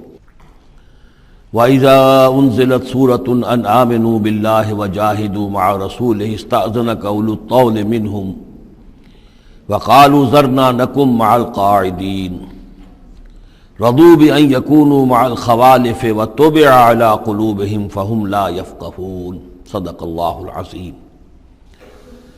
سورہ توبہ میں ابھی یہی منافقین کا بیان چل رہا ہے، اور جب کوئی صورت نازل ہوتی ہے کہ ایمان لاؤ اللہ پر اور جہاد کرو اس کے رسول کے ساتھ مل کر، استأذنک اولو الطول منہم، تو ان میں سے جو مقدرت والے ہیں، دولت والے ہیں، وسائل رکھنے والے ہیں، وہ بھی آپ سے آ کر رخصت مانگتے ہیں۔ وقالوا ذرنا نکن مع القاعدین، اور کہتے ہیں کہ ہمیں چھوڑ دیجئے، رہنے دیجئے، ایگزمپٹ کر دیجئے، ہم یہیں بیٹھ رہنے والوں میں شامل ہو جائیں۔ رضوا بأن یکونوا مع الخوالف، وہ اس پر راضی ہو گئے کہ پیچھے رہنے والی عورتوں میں شامل کر دیے جائیں، یعنی جنگ کرنا مردوں کا کام ہے، اور خواتین کو چونکہ پیچھے بچے اور خواتین ظاہر بات ہے کہ گھروں میں رہ جانے والے تھے، تو انہوں نے اپنے لیے یہ مقام پسند کیا، یہ ایک طرح کا ان پر طنز ہے۔ رضوا بأن یکونوا مع الخوالف وطبع علی قلوبہم فہم لا یفقہون، تو ان کے دلوں پر مہر کر دی گئی اور اب وہ سمجھ نہیں سکتے۔ لیکن الرسول والذین آمنوا معہ، اس کے برعکس اللہ کے رسول صلی اللہ علیہ وسلم اور جو لوگ ان کے ساتھ ایمان لائے، جاہدوا باموالہم وانفسہم، انہوں نے جہاد کیا اللہ کی راہ میں، اپنے اموال سے بھی، اپنی جانوں سے بھی۔ وَأُولَٰئِکَ لَهُمُ الْخَيْرَاتُ، یہ وہ لوگ ہیں جن کے لیے بھلائیاں ہیں، خوبیاں ہیں، نیکیاں ہیں، اچھا اجر ہے۔ وَأُولَٰئِکَ هُمُ الْمُفْلِحُونَ، اور یقیناً یہی لوگ ہیں فلاح پانے والے، آخری منزل مراد کو پا لینے والے۔ فلاح کے لفظ پر انشاءاللہ تفصیلی گفتگو جو ہے وہ سورہ مومنون کے شروع میں ہوگی، یہ ایک بڑی اہم اصطلاح ہے قرآن کی، میں نے اب تک اس کا ترجمہ بس اسی طریقے سے اسی لفظ کے ساتھ کیا ہے۔ اعد اللہ لہم جنات تجری من تحتہا الانہار خالدین فیہا، اللہ تعالیٰ نے ان کے لیے ان باغات کو تیار کیا ہے جن کے دامن میں یا جن کے نیچے ندیاں بہتی ہوں گی، جن میں وہ ہمیشہ ہمیش رہیں گے۔ ذالک الفوز العظیم، اور یہ بہت بڑی کامیابی ہے۔ وجاء المعذرون من الاعراب لیؤذن لہم، اور آئے آپ کے پاس بہانے بنانے والے بدو بھی، مدینے کے لوگوں کا تذکرہ ہو رہا تھا، اب ظاہر بات ہے یہ نفیر عام تھی، اعلان عام تھا، تو اب جو بھی آس پاس تھے، جو دیہات میں رہنے والے مسلمان تھے، ان پر بھی یہ حکم جو ہے عائد تھا، تو ان میں سے بھی لوگ آئے اور رخصت طلب کرنے لگے۔ جاء المعذرون من الاعراب، اعراب اعرابیون کی جمع ہے، وہ جو لوگ بادیہ نشین بدو، لیؤذن لہم، کہ انہیں بھی اجازت دے دی جائے، انہیں بھی رخصت دے دی جائے۔ وقعد الذین کذبوا اللہ ورسولہ، اور بیٹھ رہے وہ لوگ جنہوں نے کہ جھوٹ کہا تھا اللہ سے اور اس کے رسول سے، وعدے جو کیے تھے وہ جھوٹ نکلے، یا یہ کہ جو عذر ان کر رہے وہ جھوٹا ہے۔ سیصیب الذین کفروا منہم عذاب علیم، ان قریب ان میں سے جو لوگ کفر پر اڑ جائیں گے یا جو لوگ فی الواقع کفر کی حد کو پہنچ گئے ہیں ان کے لیے دردناک عذاب ہے۔ لیس علی الضعفاء، کمزوروں کا معاملہ یہ نہیں ہے، ان پر کوئی ذمہ داری نہیں ہے، کوئی ملامت نہیں ہے، ضعیف ہوں، ولا علی المرضى، نہ ہی بیماروں پر، ولا علی الذین لا یجدون ما ينفقون، نہ ہی ان پر کہ جن کے پاس کچھ خرچ کرنے کے لیے نہیں ہے۔ آخر اتنا لمبا سفر کرنا ہے، تبوک تک جانا ہے، کوئی سواری چاہیے، 4 آدمیوں پر ایک اونٹ ہو، کچھ تو ہو، کہیں تو کچھ نہ کچھ تو ان کو سہارا ملے، ان کے پاس سامان نہیں ہے، پیسہ نہیں ہے۔ لا یجدون ما ينفقون، تو جو لوگ اپنے پاس کوئی اس کی مقدرت نہیں رکھتے اور ساز و سامان نہیں رکھتے تو ان پر حرج نہیں ہے۔ لیس علی الضعفاء حرج، یہ لیسا کے بعد جو ہے حرج یہاں آیا ہے، ان پر کوئی گناہ نہیں ہے، کوئی الزام نہیں ہے، کوئی ملامت نہیں ہے۔ اذا نصحوا للہ ورسولہ، جبکہ وہ اللہ اور اس کے رسول کے ساتھ مخلص ہوں، دل میں اخلاص ہے، لیکن یہ کہ مجبوری فی الواقع ہے، کوئی ضعیف ہے، بہت بوڑھا ہے، کوئی بیمار ہے، کوئی بالکل یعنی بغیر کسی وسائل کے ہے۔ ما علی المحسنین من سبیل، ایسے جو محسن لوگ ہیں، جو جن کا دین جو ہے وہ یعنی درجہ احسان کو پہنچا ہوا ہو، ان کے لیے کوئی ملامت نہیں، ان کے اوپر کوئی گرفت نہیں۔ واللہ غفور الرحیم، اور اللہ غفور الرحیم ہے۔ ولا علی الذین اذا ما اتوک لتحملہم، اور نہ ہی ان پر کوئی الزام ہے یا ان پر کوئی گناہ ہے کہ جو آئے آپ کے پاس، جب آئے کہ آپ ان کے لیے سواری کا انتظام کر دیں، لتحملہم، قلتا، تو اے نبی آپ نے فرمایا، لا اجد ما احملکم علیہ، نہیں میرے پاس بھی کوئی سواری کا بندوبست نہیں ہے، میں نہیں پاتا کوئی چیز جس پر کہ آپ کو سوار کر سکوں۔ تولوا، تو مجبوراً وہ لوٹ گئے، واعینہم تفیض من الدمع، اور ان کے آنکھوں سے آنسو جاری تھے، حزناً، اس حزن کی وجہ سے، اس رنج اور غم کی وجہ سے، اللہ یجدوا ما ينفقون، کہ ان کے پاس نہیں ہے جسے وہ خود خرچ کر سکیں اور اپنے لیے کسی سواری کا بندوبست کر سکیں۔ ایک طرف یہ جذبہ ہے، چاہتے ہیں، جانا چاہتے ہیں، لیکن مجبوری ہے، اس مجبوری کی بنا پر بھی اگر وہ رک رہے ہیں تو ان کو صدمہ ہے، افسوس ہے، رو رہے ہیں۔ دوسری طرف وہ ہیں جو اولو طول ہیں، ان کے پاس سب کچھ موجود ہے، وسائل و ذرائع ہیں، لیکن جانے کو تیار نہیں۔ انما السبیل علی الذین یستأذنونک وہم اغنیاء، ملامت اور الزام تو ان لوگوں پر ہے کہ جو آپ سے رخصت مانگتے ہیں جبکہ وہ غنی ہیں، مالدار ہیں۔ رضوا بأن یکونوا مع الخوالف، وہ راضی ہو گئے اس پر کہ وہ پیچھے رہنے والی خواتین ہی کے ساتھ ہو جائیں۔ وطبع اللہ علی قلوبہم، اللہ نے ان کے دلوں پر مہر کر دی، فہم لا یعلمون، اور اب وہ صحیح علم سے بے بہرہ ہو چکے ہیں۔ یعتذرون الیکم اذا رجعتم الیہم، اب یعتذرون چونکہ یہ فعل مضارع ہے تو یہ بھی ہو سکتا ہے کہ کر رہے ہیں ترجمہ ہو کہ وہ اب بہانے بنا رہے ہیں یا عذر پیش کر رہے ہیں، اور یہ بھی کہ کریں گے۔ تو اس اعتبار سے یہ آیات یہ بھی ممکن ہے کہ اثناء سفر میں، واپسی کا جو سفر ہے تبوک سے، اس میں نازل ہوئی ہوں، اور یہاں پھر ہم مستقبل کے حوالے سے اس کا ترجمہ کریں گے، اور یہ بھی ہو سکتا ہے کہ مدینے واپس تشریف لانے کے بعد یہ آیات نازل ہوئی ہوں، تو اب حال میں اس کا ترجمہ ہوگا۔ بہانے بنائیں گے وہ لوگ کہ جن کی طرف کہ تم جاؤ گے لوٹ کر، یا بہانے بنا رہے ہیں تمہارے پاس آ کر وہ لوگ کہ جن کے پاس تم آ گئے ہو لوٹ کر، یہ دونوں ترجمے ممکن ہیں۔ قل لا تعتذروا، کہہ دیجئے یا کہہ دیجئے گا کہ اب بہانے مت بناؤ، کوئی عذر مت تراشو، کوئی لیم ایکسکیوزز پیش نہ کرو، لن نؤمن لکم، اب ہم تمہاری بات نہیں مانیں گے۔ قد نبأنا اللہ من اخبارکم، اللہ تعالیٰ نے ہمیں تمہاری خبروں سے پورے طور پر مطلع کر دیا ہے۔ پہلے تو معاملہ یہ تھا تبوک پر جانے سے قبل حضور کا معاملہ کہ وہ اپنی شرافت اور اپنی مروت کے اندر جس نے آ کر جو بات کہی تسلیم کر لی۔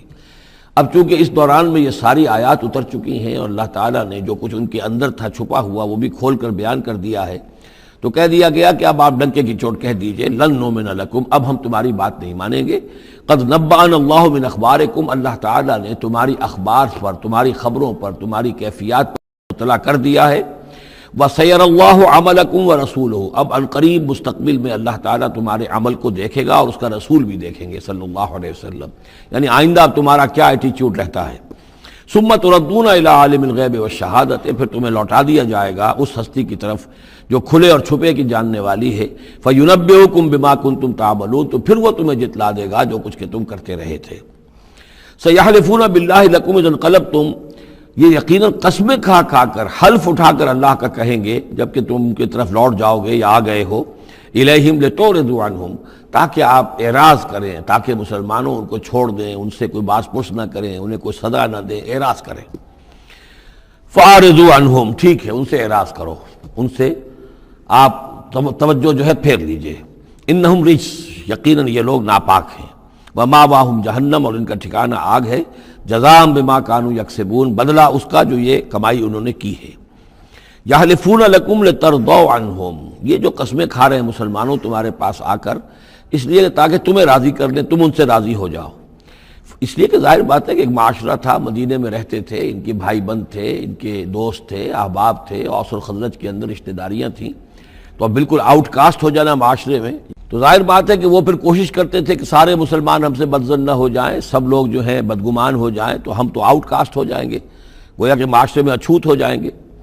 تو وہ آ کے لوگوں سے ملاقاتیں کر کر کے پھر ان کو بتاتے تھے کہ نہیں، ہمارا تو یہ عذر تھا، یہ مجبوری تھی، ہماری نیتوں پر شک نہ کرو۔ یحلفون لکم لترضوا عنہم، اے مسلمانوں یہ تمہارے سامنے قسمیں کھا کھا کر اپنے خلوص کا جو اطمینان تمہیں کرانا چاہ رہے ہیں، وہ اس لیے کہ تم ان سے راضی ہو جاؤ۔ فَإِن تَرْضَوْا عَنْهُمْ فَإِنَّ اللَّهَ لَا يَرْضَىٰ عَنِ الْقَوْمِ الْفَاسِقِينَ، تو اگر تم ان سے راضی ہو بھی گئے تو اللہ تعالیٰ ان نافرمانوں سے راضی ہونے والا نہیں ہے۔ الاعراب اشد کفرا ونفاقا، بدو لوگ جو ہیں دیہاتی بادیہ نشین، وہ کفر اور نفاق میں اور بھی زیادہ سخت ہیں۔ وَأَجْدَرُ أَن لَّا يَعْلَمُوا حُدُودَ مَا أَنزَلَ اللَّهُ عَلَيْهِ عَلَىٰ رَسُولِهِ، اور زیادہ لائق ہیں اس کے کہ ناواقف ہوں اس چیز کی حدود سے اور اس چیز کی تفاصیل سے کہ جو اللہ تعالیٰ نے اپنے رسول پر نازل فرمائی۔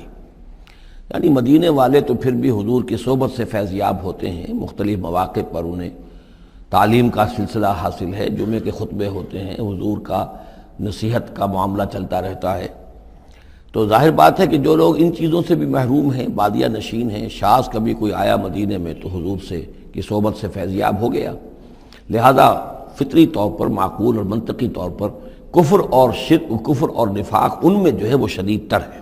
واللہ علیم الحکیم، اور اللہ تعالیٰ سب کچھ جاننے والا اور کمال حکمت والا ہے۔ ومن الاعراب، اور ان بدوؤں میں سے وہ بھی ہیں، من یتخذ ما ينفق مغرما، کہ جو کچھ انہیں خرچ کرنا پڑتا ہے اسے وہ تاوان سمجھتے ہیں، یعنی زکوٰۃ ہے، عشر ہے، جو بھی اب ان کے اوپر عائد ہو گیا ہے، جو محصولات ہیں اسلامی نظام کے، اب یہ چونکہ ان کو دینے پڑ رہے ہیں، پہلے تو کوئی نظام ایسا تھا نہیں، تو یہ ان کو ایسے محسوس کرتے جیسے کوئی تاوان ہو۔ وَيَتَرَبَّصُ بِكُمُ الدَّوَائِرَ، اور وہ منتظر ہیں کہ کوئی گردش زمانہ آئے، اور یہ جو حکومت قائم ہوئی ہے مدینے میں، جس کی وجہ سے ہمیں یہ سب کچھ کرنا پڑ رہا ہے، کوئی اس کے اندر تبدیلی پیدا ہو جائے، وہ حکومت ختم ہو جائے۔ علیہم دائرۃ السوء، اصل میں بری گردش خود ان کے اوپر مسلط ہے، یعنی جو منافقت ہے جو ان کے دلوں کے اندر، وہ ہے اصل برائی کے جو ان پر مسلط ہے۔ واللہ سمیع علیم، اور اللہ سب کچھ سننے والا اور جاننے والا ہے۔ ومن الاعراب من یؤمن باللہ والیوم الآخر، اور اعراب سب کے سب ویسے نہیں ہیں، بلکہ ان میں سے ایسے بھی ہیں، من الاعراب، انہی بدوؤں میں وہ بھی ہیں، من یؤمن باللہ والیوم الآخر، جو ایمان رکھتے ہیں اللہ پر، یوم آخر پر، ویتخذ ما ینفق، اور جو چیز بھی وہ خرچ کرتے ہیں اللہ کی راہ میں اس کو سمجھتے ہیں قربات عند اللہ، کہ اللہ تعالیٰ کے قرب کا ذریعہ ہوگا، تقرب اللہ کا ذریعہ بن جائے گا، ہمارا یہ صدقہ، ہمارا یہ خیرات، ہمارا یہ دین کے لیے انفاق جو ہے، یہ اللہ تعالیٰ سے ہمیں قرب عطا کرے گا۔ وصلوات الرسول، اور رسول صلی اللہ علیہ وسلم کی طرف سے عنایتیں ہوں گی اور ان کی دعائیں ہماری شامل حال ہو جائیں گی، گویا کہ صاحب ایمان بھی تھے ان بدوؤں میں، سب کے سب منافق ہی نہیں تھے۔ الا انہا قربۃ لہم، آگاہ ہو جاؤ، ہاں ان کا یہ انفاق، اللہ کی راہ میں خرچ کرنا، یقیناً ان کے لیے باعث تقرب ہے اللہ کے لیے، اللہ کے نزدیک۔ سیدخلہم اللہ فی رحمتہ، ان قریب اللہ تعالیٰ انہیں اپنی رحمت میں داخل کرے گا۔ ان اللہ غفور الرحیم، یقیناً اللہ تعالیٰ معاف فرمانے والا، رحم فرمانے والا ہے۔ اب جو مضمون آ رہا ہے 13ویں رکوع میں، اس میں کیٹیگرائز کیا جا رہا ہے کہ اہل ایمان جو تھے اس وقت، یا یوں سمجھیے کہ جو مسلمان تھے، ان میں کیا حفظ مراتب کا معاملہ کیا تھا۔ ظاہر بات ہے کہ تمام اہل ایمان ایک درجے کے تو نہیں تھے. خدا پنج انگشت یکساں نہ کرد، نہ ہر زن زنست و نہ ہر مرد مرد. نہ تمام مومن ایک جیسے تھے، نہ تمام منافق ایک جیسے تھے، نہ تمام کمزور لوگ ایک جیسے تھے. تو یہ بھی بڑی یوں سمجھیے کہ حکمت قرآنی کا ایک اہم موضوع ہے. اس لیے کہ آئندہ بھی جب بھی کبھی کسی مسلمان معاشرے میں کوئی دینی تحریک اٹھے گی، ظاہر بات ہے جیسا کہ میں نے عرض کیا ہے انسانی فطرت میں تو کوئی تبدیلی نہیں ہوئی ہے، اسی طرح کے صورتحال پیش آئے گی. تو اس کی پہچان کے لیے لوگوں کے درمیان درجے بندی کا ایک فہم اور تفقع حاصل کرنے کے لیے یہ آیات جو ہیں یہ بہت ہی اہم ہیں. والسابقون الاولون من المہاجرین والانصار، اور پہل سبقت کرنے والے مہاجرین میں سے اور انصار میں سے. والذین اتبعوہم بإحسان، اور وہ لوگ جنہوں نے ان کی پیروی کی بھلائی کے ساتھ، نیکی کے ساتھ. رضی اللہ عنہم ورضوا عنہ، اللہ ان سے راضی ہو گیا اور وہ اس سے راضی ہو گئے. وعد لہم جنات تجری تحتها الانہار خالدین فیہا ابدا، ان کے نیچے ندیاں بہتی ہوں گی. اللہ نے وہ باغات تیار کر دیے ہیں ان کے لیے جن کے نیچے ندیاں بہتی ہوں گی، اس میں وہ ہمیشہ ہمیشہ رہیں گے. ذالک الفوز العظیم، یہی ہے بہت بڑی کامیابی. اب یہ ٹاپ کی ہیں، دو درجے ہیں، دو مراتب ہیں. جیسے ایک مرتبہ ہم دیکھ چکے سورہ نساء میں انبیاء، صدیقین، شہداء، صالحین، یہ گویا کہ ایک خاص اعتبار سے، اب اس کی تفاصیل میں جانے کا یہ موقع نہیں ہے، یہ مختلف اعتبارات سے درجہ بندی ہوتی ہے. ایک یہ درجہ بندی ہمارے سامنے آ رہی ہے کہ ٹاپ کے دو جو ہیں ان کے لیے الفاظ آئیں السابقون الاولون اور والذین اتبعوہم بإحسان. یہ وہ لوگ ہیں نیک سرشت اور جن کی فطرتیں سلیمہ اور جن کی عقل سلیم تھی، لیکن ان میں بھی دو درجے تھے.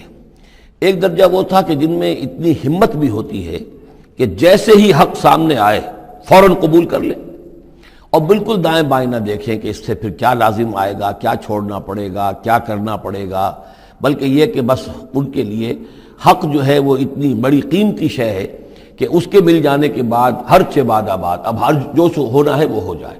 وہ تاخیر نہیں کرتے، دیر نہیں کرتے، ان میں ہمت ہوتی ہے. وہ یہ نہیں دیکھتے کہ اس پگڈنڈی پہ چلنے والے تو کوئی ہے ہی نہیں، بلکہ یہ کہ اگر پہلے ہی میں کیسے چھلانگ لگا دوں، کیسے میں چل پڑوں، کوئی مجھے آگے چلتا ہوا نظر ہی نہیں آ رہا ہے. بلکہ ان کے اندر وہ ہمت ہوتی ہے. یہ ایک مزاج اللہ تعالیٰ نے لوگوں کے بنائے ہیں. جیسا کہ حضور نے فرمایا الناس کالمعادن، جیسے معدنیات ہیں. اب سونے کی اور جو ہے اس کو صاف کریں گے تو سونا بنے گا، چاندی کی اور کو کتنا ہی صاف کر لیں سونا تو نہیں بنے گا، وہ چاندی ہی بنے گی. تانبے کی اور ہے، کتنا ہی آپ اس پر محنت کر لیں وہ آپ اچھے سے اچھا تانبا اس میں سے نکال لیجئے، لیکن یہ کہ ظاہر بات ہے کہ وہ سونا تو نہیں بنے گا. اسی طرح الناس کالمعادن، لوگوں کا معاملہ بھی یہ ہے کہ ان کی بھی اللہ تعالیٰ کی طرف سے جو ان کی طبائع بنائی گئی ہیں جس طرح کی، ان کے اندر فرق و تفاوت ہے. تو کچھ لوگ وہ ہیں السابقون الاولون، فوراً حق کو قبول کرنا، بے خطر کود پڑنا. بے خطر کود پڑا آتش نمرود میں عشق، عقل ہے محو تماشائے لبے بام ابھی. کچھ دوسرے لوگ ہوتے ہیں سلیم الفطرت بھی ہیں اور ان کو بھی بات سمجھ میں آ گئی ہے، لیکن ہمت میں تھوڑے سے کم ہوتے ہیں. پہلے ذرا کچھ لوگ آگے چل کے معلوم ہو جائے کہ ایک دو آدمی آگے بھی جا رہے ہیں تو آج راستہ ہوگا یہ آخر جو چل رہے ہیں یہ لوگ، اگر انہوں نے ہمت کر لی ہے تو چلو ہم بھی ہمت کریں. تو والذین اتبعوہم بإحسان، جو ان کے پیچھے چلے، ان کا اتباع کیا، لیکن کیا نیک نیتی سے، اس میں کوئی خلل نہیں، کوئی فساد نہیں. وہ بات باقی ساری ٹھیک ہے، بس تھوڑی سی اس کو کہنا چاہیے کہ جس کو ہمت کہا جائے، وہ ہمت کے اندر جو ہے ہمت مرداں، وہ اس کے اندر کوئی کمی ہے. لیکن ان دونوں کو بریکٹ کر لیا ہے، السابقون والسابقون الاولون من المہاجرین والانصار. اچھا یہ بھی نوٹ کر لیجئے کہ انصار تو ایمان لائیں 10-11 سال کے بعد. اب ظاہر بات ہے کہ متبعین بإحسان جو مہاجرین کے ہیں وہ زمانی اعتبار سے انصار سے پہلے ایمان لائے ہیں، لیکن مزاج کا معاملہ ہوتا ہے. انصار میں سے بھی بعض وہ تھے فوری طور پر انہوں نے قبول کیا، اسی طرح کیا، یکسو ہو گئے، ہر چہ بعد آباد کشتی درآب انداختے. تو یہ مزاج کی بات ہے، اس کا زمانے سے تعلق نہیں ہے، یہ مزاج کی بات ہے. کسی بھی وقت اور آئندہ بھی ہمیشہ ایسا رہے گا. کچھ لوگ ایسے ہوں گے کہ جو حق کو قبول کرتے ہیں اور پھر قطعاً نہیں پرواہ کرتے، دائیں بائیں نہیں دیکھتے، کوئی آ رہا ہے یا نہیں آ رہا، کوئی ساتھ دے رہا ہے یا نہیں دے رہا ہے، کچھ نہیں. کوئی خطرات ہیں، کوئی مشکلات ہیں، کوئی مصائب آئیں گے، ہر چہ بعد آباد. کچھ لوگ ہیں جو ذرا دائیں بائیں دیکھ کر تھوڑا سا چلتے ہیں، ان کی ہمت جو ہے اتنی نہیں ہوتی. والسابقون الاولون من المہاجرین والانصار والذین اتبعوہم بإحسان رضی اللہ عنہم ورضوا عنہ وعد لهم جنات تجری تحت الانہار خالدین فیہا ابدا ذلک الفوز العظیم وممن حولکم من الاعراب منافقون۔ اب یہ ایک طرف تو یہ ٹاپ کے دو اور ایک اب بالکل نیچے جا کر، اور جو لوگ تمہارے آس پاس آباد ہیں جو بدوؤں میں، جو بادیہ نشین ہیں، ان میں منافق ہیں، ومن اہل المدینہ، اور نہ صرف ان میں ہیں، اہل مدینہ میں بھی ہیں۔ مردوا علی النفاق، یہ لوگ وہ ہیں جو نفاق پر اڑ چکے ہیں۔ اب یعنی ان کا نفاق جو ہے جیسے ٹی بی کی تھرڈ سٹیج ہوتی ہے کہ جس کے بعد پھر امید نہیں ہوتی کہ شفا ہو جائے گی، یہ پرانی زمانے کی باتیں ہیں، اب تو ٹی بی لا علاج مرض نہیں رہا، پہلے کی بات ہے۔ لیکن یہ ہے کہ یہ اس جو مرض ہے نفاق کا، ان کا اس تیسری سٹیج کو پہنچ چکا ہے۔ مردوا علی النفاق لا تعلمہم، آپ انہیں نہیں جانتے، نحن نعلمہم، ہم انہیں جانتے ہیں۔ سنعذبہم مرتین، ہم انہیں بار بار عذاب دیں گے۔ ان کے لیے تو عذاب روز کھڑا تھا، روز مطالبہ آتا تھا نکلو اللہ کی راہ میں، روز جھوٹ بولنا، روز قسمیں کھانی، روز کسی نہ کسی طریقے سے بہانے بنانا، ان کی زندگی ضیق میں تھی، یہ نہیں تھا کہ وہ اس طریقے سے آرام سے تھے۔ ثم یردون الی عذاب عظیم، اور پھر ان کو لوٹا دیا جائے گا ایک بہت بڑے عذاب کی طرف، وہ آخرت کا عذاب ہے۔ اس کے بعد اب درمیان میں پھر دو کیٹیگریز آ رہی ہیں، وہ لوگ کہ جو کچھ نیمے درو نیمے برو ہیں، منافق نہیں ہیں لیکن ہمت کی بہت کمی ہے، کچھ چلنا چاہتے بھی ہیں، کچھ نہیں چل پاتے ہیں، کچھ چلتے ہیں لیکن کبھی کبھی کسی سے غلطی بھی ہو جاتی ہے، کوئی ہمت بھی کرتے ہیں لیکن کبھی کوئی غلبہ ہو جاتا ہے، کوئی کسل ہو جاتا ہے، کوئی سستی طاری ہو جاتی ہے۔ اب ان کی کیٹیگری آ رہی ہے، لیکن ان کو بھی دو حصوں میں تقسیم کریں گے۔ وآخرون اعترفوا بذنوبہم، اور کچھ لوگ اور ہیں جو اپنے گناہوں کا اعتراف کرتے رہتے ہیں، اپنی کوتاہیوں کا، جھوٹ نہیں بولتے، جھوٹا بہانہ نہیں بناتے، جھوٹی قسم نہیں کھاتے، ہم سے خطا ہو گئی، ہم سے غلطی ہو گئی، واقعتاً ہم سے کوتاہی ہوئی ہے، واقعتاً ہم اپنے اہل و عیال کے اندر مصروف ہو کر اور اپنے فرائض کی ادا کرنے میں کوتاہی کا ثبوت دیتے رہے ہیں۔ یہ اعتراف، جب تک اعتراف ہوگا نفاق نہیں شمار ہوگا۔ جہاں جھوٹا بہانہ آنا شروع ہوا وہ نفاق ہے، اور جہاں جھوٹی قسم آ گئی وہ نفاق کی دوسری سٹیج ہے۔ اور اس کے بعد تیسری سٹیج یہ ہوتی ہے کہ اہل ایمان سے انہیں ضد ہو جاتی ہے، قد ہو جاتی ہے، دشمنی ہو جاتی ہے کہ یہ بے وقوف لوگ جو ہیں ان کی وجہ سے ہم پریشان ہو رہے ہیں، اگر یہ بھی ہماری طرح بیٹھ رہے تو ہمیں بھی کوئی پوچھے نہیں اور کوئی ہمارے اوپر بھی کوئی عتاب نہ آئے۔ یہ چونکہ فوراً وہ تو جیسے ہی آواز آئی اور یہ چل پڑتے ہیں، لہذا بجائے اس کے کہ ان کے بارے میں اچھے احساسات و جذبات ہوں کہ چلیے اللہ ان کو توفیق دے رہا ہے، بلکہ ان سے ایک دشمنی اور ایک ان کے دلوں کے اندر عداوت پیدا ہو جاتی ہے، وہ ہے نفاق۔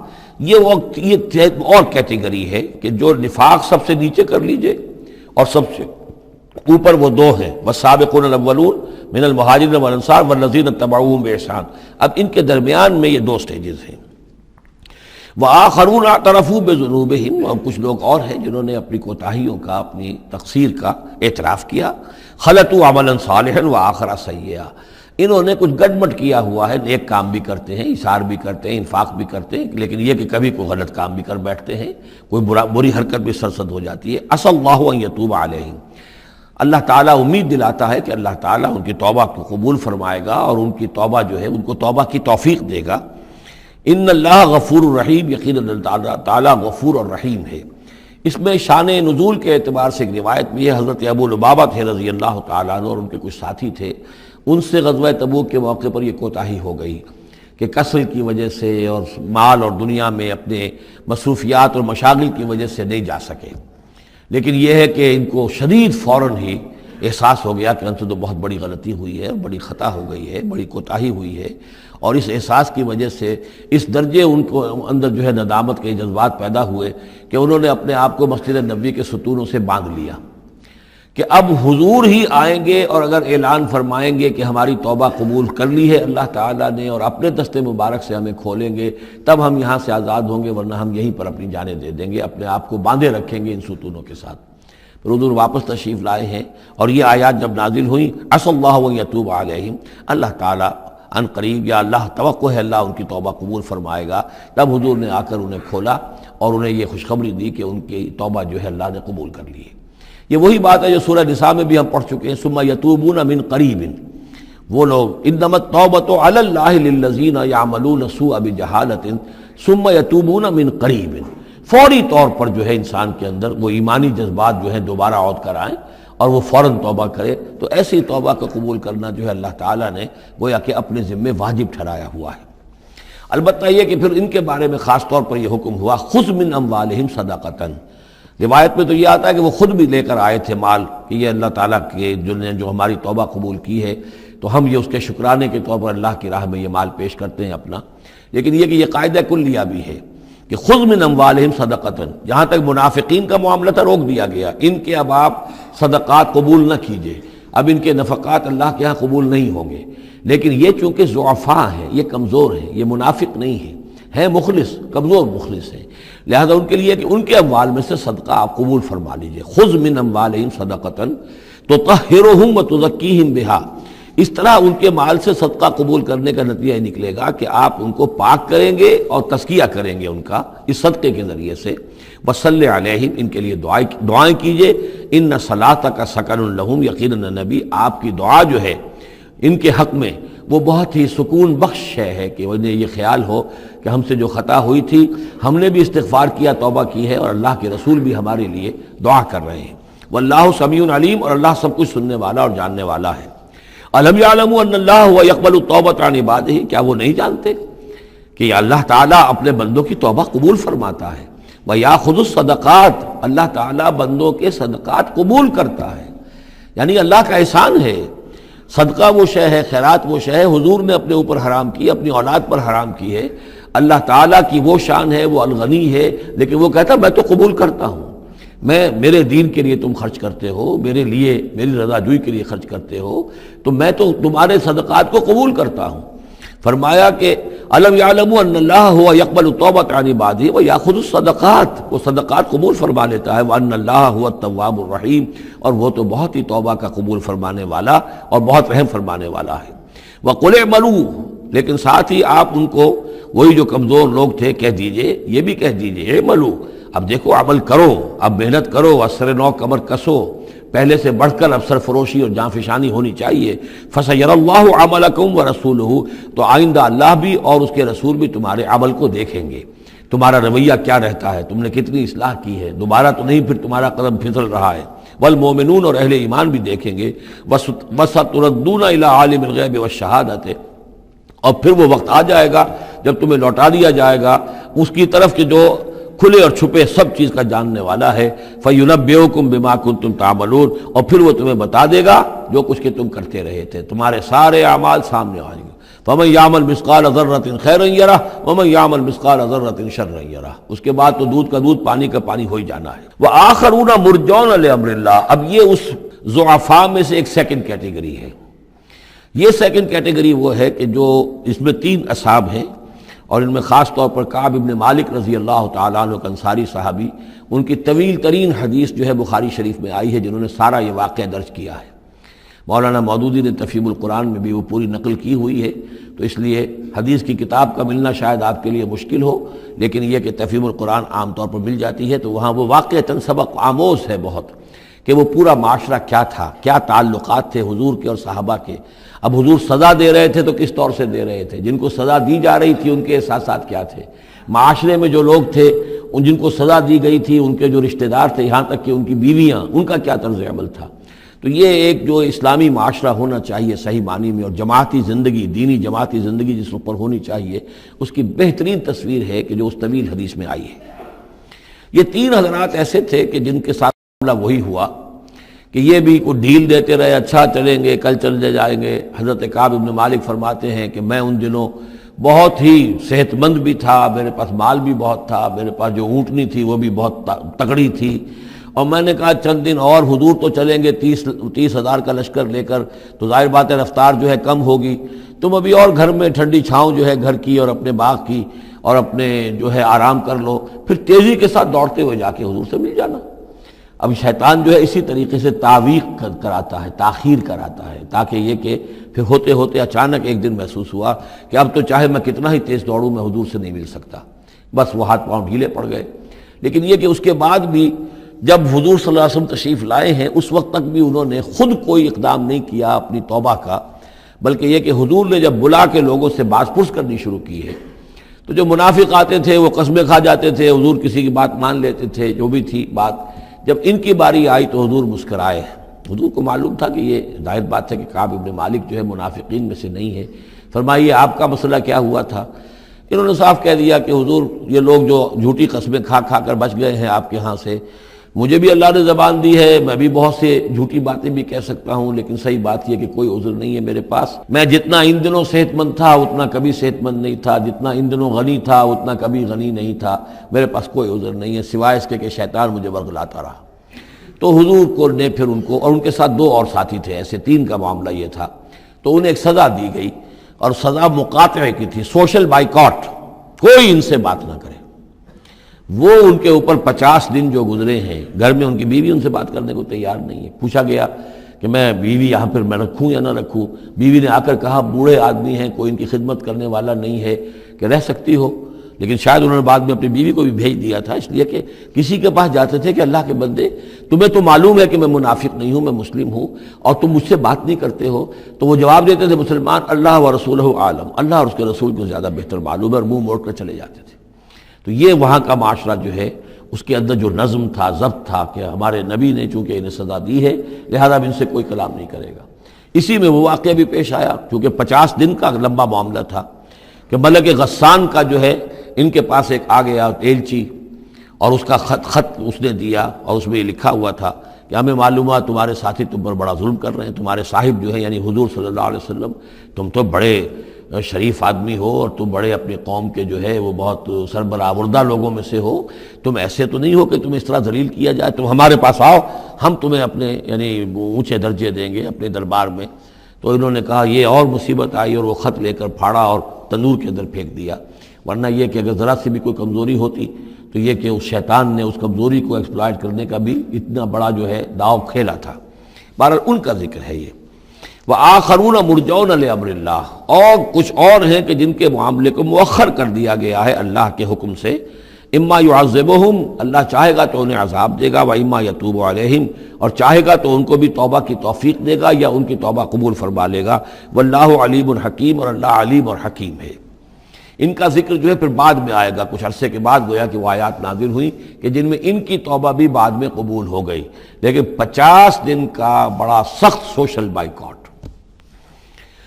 والذین اتخذوا مسجدا ضرارا وکفرا وتفریقا بین المؤمنین وارصادا لمن حارب اللہ ورسولہ من قبل، اور وہ لوگ کہ جنہوں نے ایک مسجد بنائی ہے ضرار کے طور پر، زدم زدہ، ضرر سے ضرار باب مفعلہ ہے، وکفرا اور کفر کے لیے، وتفریقا بین المؤمنین اور اہل ایمان میں تفریق پیدا کرنے کے لیے، وارصادا لمن حارب اللہ ورسولہ اور ان لوگوں کو گھات فراہم کرنے کے لیے، جائے پناہ دینے کے لیے کہ جو اللہ اور اس کے رسول سے جنگ کر رہے ہوں، من قبل جو کہ اس سے پہلے سے اللہ اور اس کے رسول سے جنگ کر رہے تھے۔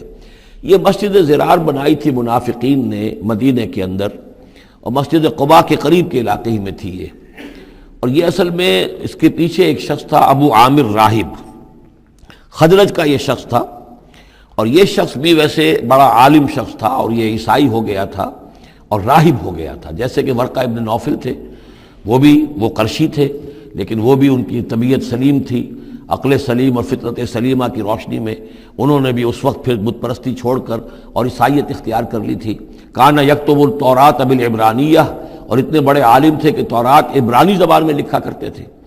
تو اس حوالے سے اسی طرح کی ایک پیرلل شخصیت یہ ہے، ابو عامر خزرج کے تھے یہ، لیکن یہ شخص جو ہے راہب بنا، لیکن اس کو معاملہ برعکس ہوا۔ ورقہ ابن نوفل نے تو حضور کی تصدیق کی جب حضرت خدیجہ رضی اللہ تعالی عنہا لے کر گئی ہیں حضور کو، ان کا کہ یہ وہی ناموس ہے جو موسیٰ اور عیسیٰ پر آیا تھا، اور اللہ کرے کہ میں اس وقت تک زندہ رہوں جب کہ آپ کی قوم آپ کو یہاں سے نکال دے گی۔ تو حضور حیران ہوئے، اب مخرجیہم، کیا یہ لوگ مجھے یہاں سے نکال دیں گے؟ تو ان کا کہ ہاں یہ معاملہ ایسا ہی ہے، جس کے ساتھ بھی ہوا ہے پھر اس کی قوم نے اس کے ساتھ دشمنی کی ہے۔ تو برعکس رویہ یہ تھا اس کا، ابو عامر خزرجی کا، کہ یہ جو ہے حضور کا شدید ترین دشمن ہو گیا۔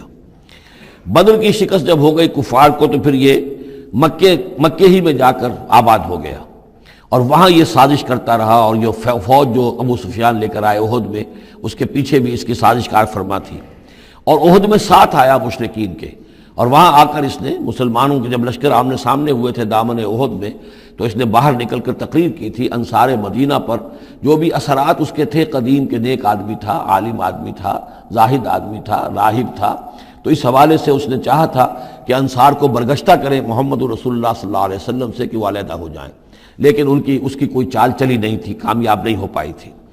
پھر یہ کہ اس کے بعد جب حنین کی بھی جنگ ہو چکی اور پھر تھک ہار کر جب اسے معلوم ہوا جزیرہ نماء عرب میں تو میرے لیے کوئی جگہ نہیں ہے، تو پھر وہ شام چلا گیا تھا۔ شام میں مقیم رہ کر اس کا سلسلہ جنبانی جاری تھا مدینہ کے منافقین کے ساتھ، اور وہاں سے اس نے انہیں حکم دیا کہ ایک مسجد بناؤ ہو ذرا مدینے سے باہر، تاکہ جو بھی ہمارے سازشی عناصر ہیں وہ وہاں جمع ہو سکیں۔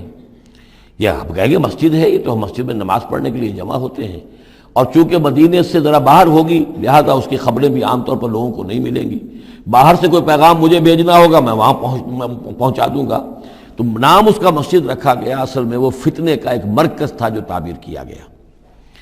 تو والذین اتخذوا مسجدا ضرارا وکفرا وتفریقا بین المؤمنین وارصادا لمن حارب اللہ ورسولہ، یہ تھے مقاصد اس مسجد کی تعمیر کے، مسجد نما عمارت جو انہوں نے بنائی تھی کہ وہ اصل میں مسلمانوں کو نقصان پہنچانے کے لیے، کفر کی تقویت کے لیے، اہل ایمان میں تفریق پیدا کرنے کے لیے، اور جو بھی اللہ اور اس کے رسول کے دشمن ہیں ان کو ایک جائے پناہ اور ان کے لیے ایک گھات کی جگہ کہ وہ وہاں جا کر آ کر بیٹھے، جی مسافر ہیں مسجد کے اندر ٹھہرے ہوئے ہیں، ان کے اوپر کوئی جو ہے کوئی تعارض ان سے نہ کرے۔ وَلَيَحْلِفُنَّ إِنْ أَرَدْنَا إِلَّا الْحُسْنَى، اور ان قریب وہ قسمیں کھا کھا کر کہیں گے کہ نہیں نہیں حضور ہماری کوئی بری نیت نہیں تھی، کوئی ارادہ نہیں تھا، بلکہ یہ کہ ہم نے تو نیکی کا ارادہ کیا تھا، اصل میں دوسری مسجد ہم سے دور پڑتی تھی، کچھ جماعت میں ہماری کچھ نمازیں رہ جاتی تھی جماعت سے، ہم نے کہا کہ ہم ایک مسجد اور بنا لیں تاکہ ہماری تمام جو نمازیں ہیں باجماعت ادا ہو جائیں۔ واللہ یشہد انہم لکاذبون، اللہ گواہی دیتا ہے کہ یہ جھوٹے ہیں۔ لا تقم فیہ، انہوں نے آ کے حضور سے درخواست کی ایک دفعہ حضور آپ تشریف لے چلیے، آپ کے آنے سے وہاں بڑی برکت ہو جائے گی، تو آپ مسجد جو ہے ہماری اس کو بھی یہ سعادت نصیب ہو جائے کہ آپ قدم رنجاں فرمائیں وہاں، لیکن اللہ تعالیٰ نے بر وقت روک دیا۔ لا تقم فیہ ابدا، اے نبی آپ اس مسجد میں کبھی کھڑے نہ ہو۔ لمسجد اسس علی التقوی من اول یوم، یقیناً وہ مسجد جو پہلے دن ہی سے تقوی پر تعمیر کی گئی، مسجد قباء قریب ہی تھی، اور یہ وہ مسجد ہے کہ جو سب سے پہلے تعمیر ہوئی ہے اور اس کی بنیاد تقوی پر تھی۔ حضور جب ہجرت کا سفر اختیار کر کے آئے تھے، مدینے پہنچے تو وہاں پہلا پڑاؤ تھا، مدینے سے 3 میل باہر، اس پڑاؤ کی جگہ پر یہ وہ مسجد قباء ہے۔ تو مسجد اسس علی التقوی من اول یوم، پہلے دن سے جو مسجد جو ہے تقوی پر جس کی بنیاد رکھی گئی، احق ان تقوم فیہ، وہ زیادہ حقدار ہے، مستحق ہے اس کی کہ آپ اس میں کھڑے ہوں، اس میں نماز پڑھیں۔ فیہ رجال یحبون ان یتطہروا، اس میں وہ لوگ ہیں کہ جن کو بڑی پسند ہے یہ بات کہ وہ بہت پاک رہیں، بہت پاک رہیں۔ واللہ یحب المطہرین، اور اللہ تعالیٰ کو ایسے لوگ بہت پسند ہیں کہ جو بہت زیادہ پاکی کو پسند کرتے ہوں۔ ان سے پوچھا گیا پھر مسجد قباء والے مسلمانوں سے کہ آپ لوگوں کی وہ کون سا وصف ہے آپ کا جس کی وجہ سے اللہ تعالیٰ نے اتنی مدح فرمائی ہے کہ یہ بڑے متطہرین ہیں، مطہرین، اور اللہ ان کو پسند کرتا ہے؟ تو انہوں نے فرمایا کہ ہم قضاء حاجت کے بعد ڈھیلے بھی استعمال کرتے ہیں اور پھر پانی سے بھی طہارت کرتے ہیں، تو یہ دونوں طریقے سے وہ اپنا استنجا جو ہے وہ پوری طریقے سے کرتے تھے۔ اسی کو سمجھا گیا کہ اللہ تعالیٰ نے اس کی تعریف فرمائی ہے۔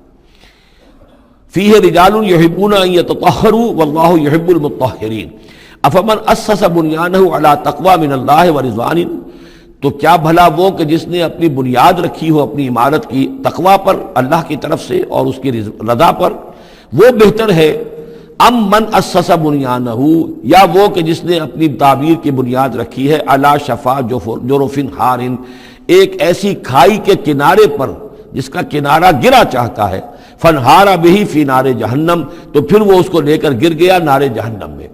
یعنی یہ کہ انسان تعبیر کرتا ہے تو کوئی جگہ دیکھتا ہے، فرض کیجئے کوئی ایسی جگہ ہے کہ نیچے سے کھوکھلی ہے، آپ نے دیکھا ہوگا بعض جگہ دریاؤں کے کناروں کے اوپر کہ نیچے سے لیکن اوپر کنارہ چلا آ رہا ہے، اب اس کنارے کے اوپر جو ہے جس کے نیچے سپورٹ نہیں ہے کوئی تعمیر کرے گا تو وہ تعمیر کہاں جائے گی؟ وہ تو ظاہر بات ہے کہ وہ دریا میں گر جائے گی۔ تو اصل میں یہ جو تدبیریں ہوتی ہیں منافقین کی، ان کی مثال ایسے ہے کہ جہنم کے کنارے کے اوپر یہ خشکی ہے، اس کا کنارہ باہر نکلا ہوا ہے، اس پر ہی اپنی تعمیر کر رہے ہیں، ظاہر بات ہے کہ وہ کنارہ بھی ڈھہ جائے گا اور ان کو اور ان کی تعمیر کو لے کر جہنم میں جا گرے گا۔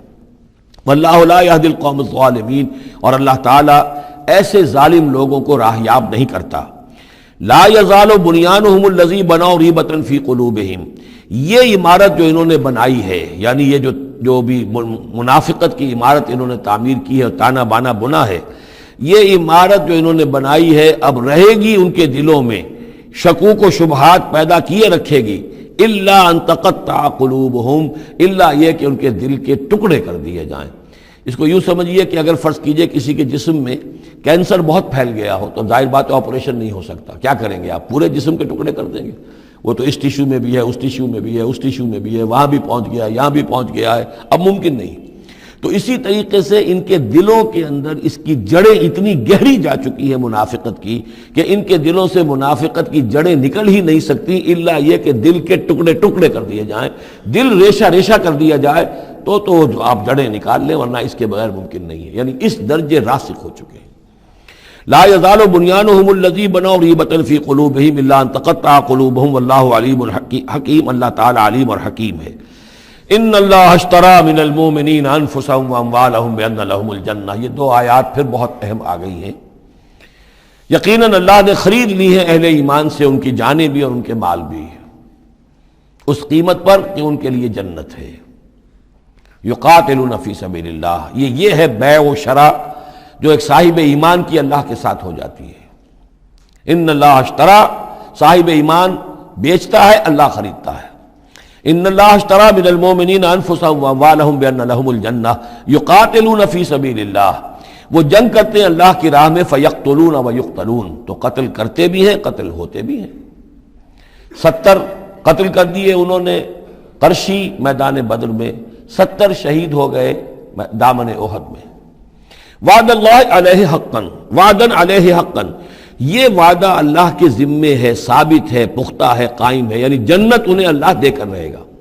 اس میں اصل میں جو بین السطور کہیے یا جو بھی جو چیز پس منظر میں ہے وہ یہ ہے کہ ایک سودا ہوتا ہے نقد، آپ نے مال دیا اور قیمت لے لی، بات ختم ہو گئی۔ یہ جو اللہ کے ساتھ سودا ہے یہ ادھار ہے، یہاں سب کچھ لگا دو، خرچ کر دو، جان مال تن من دھن لگا دو، آخرت میں ملے گی جنت۔ جنت یہاں نہیں ہے، جنت وہاں ہے۔ تو چونکہ ادھار کا سودا ہے، اس پر دل میں کچھ نہ کچھ دغدغہ رہتا ہے۔ نو نقد نہ تیرا ادھار والی جو مثال ہے کہ 9 نقد نہ تیرا ادھار، ادھار کی 13 سے بہتر ہے کہ 9 جو نقد ملتے ہیں وہ لے لیے جائیں۔ تو اس حوالے سے جو ہے انسانی کمزوری بر بنائے طبع بشری اس کے اندر ایک دغدغہ رہتا ہے، اس کو اب کس زور کے ساتھ اس کی نفی کی جا رہی ہے۔ وعدن علیہ حقاً، کوئی شک نہ کرو یہ وعدہ ہے اس کے ذمے حق ثابت، فی التوراۃ والانجیل والقرآن، اور اللہ کی طرف سے اس وعدے کی توثیق 3 دفعہ ہو چکی ہے، تورات میں ہوئی، انجیل میں ہوئی، قرآن میں ہوئی۔ ومن اوفی بعہدہ من اللہ، اور اللہ سے بڑھ کر اپنے عہد کا وفا کرنے والا کون ہوگا؟ فاستبشروا ببیعکم الذی بایعتم بہ، بس خوشیاں مناؤ، جشن مناؤ اس بیع پر جو تم نے کی ہے۔ اب یہاں ایک لفظ اور آ گیا، بایعتم بہ، آپس میں جو سودا کیا ہے۔ مبایعت باب مفاعلہ، باع یبیع بیچنا، یہ ثلاثی مجرد ہے، اور یہ جو ہے بیعت بنتی ہے بایع یبایع، آپس میں کوئی سودا کر لینا۔ تو فاستبشروا ببیعکم الذی بایعتم بہ، بس خوشیاں مناؤ اس بیع پر جس کا سودا تم نے اپنے اللہ سے کیا ہے۔ یہیں سے لفظ بیعت نکلا ہے۔ بیعت کیا ہے؟ ایک بندہ اللہ کے حوالے کرتا ہے اپنے آپ کو، لیکن چونکہ اللہ تعالیٰ تو سامنے خود موجود نہیں ہے، اس وقت اللہ کے رسول تھے، تو بیعت ہو رہی ہے اصل میں تو اللہ سے، بیع اللہ سے ہے اور بیعت رسول اللہ سے ہو رہی ہے صلی اللہ علیہ وسلم۔ دست مبارک اللہ کا نہیں ہے بلکہ اللہ کے رسول کا ہے۔ البتہ ایک جگہ ہم جا کر دیکھ لیں گے کہ فرمایا گیا کہ ایک تیسرا ہاتھ اور بھی ہے، انویزیبل ہاتھ، غیر مرئی ہاتھ اللہ کا بھی ہے، ید اللہ فوق ایدیہم، اللہ کا ہاتھ ان کے ہاتھوں کے اوپر ہے۔ تو یہ بیع ہے، یہ سودا ہے، یہ ایمان کا لازمی تقاضا ہے۔ ان اللہ اشتری من المؤمنین انفسہم واموالہم بان لہم الجنہ یقاتلون فی سبیل اللہ فیقتلون ویقتلون وعدا علیہ حقا فی التوراۃ والانجیل والقرآن ومن اوفی بعہدہ من اللہ فاستبشروا ببیعکم الذی بایعتم بہ وذلک ھو الفوز العظیم۔ اور یہی ہے بہت بڑی کامیابی۔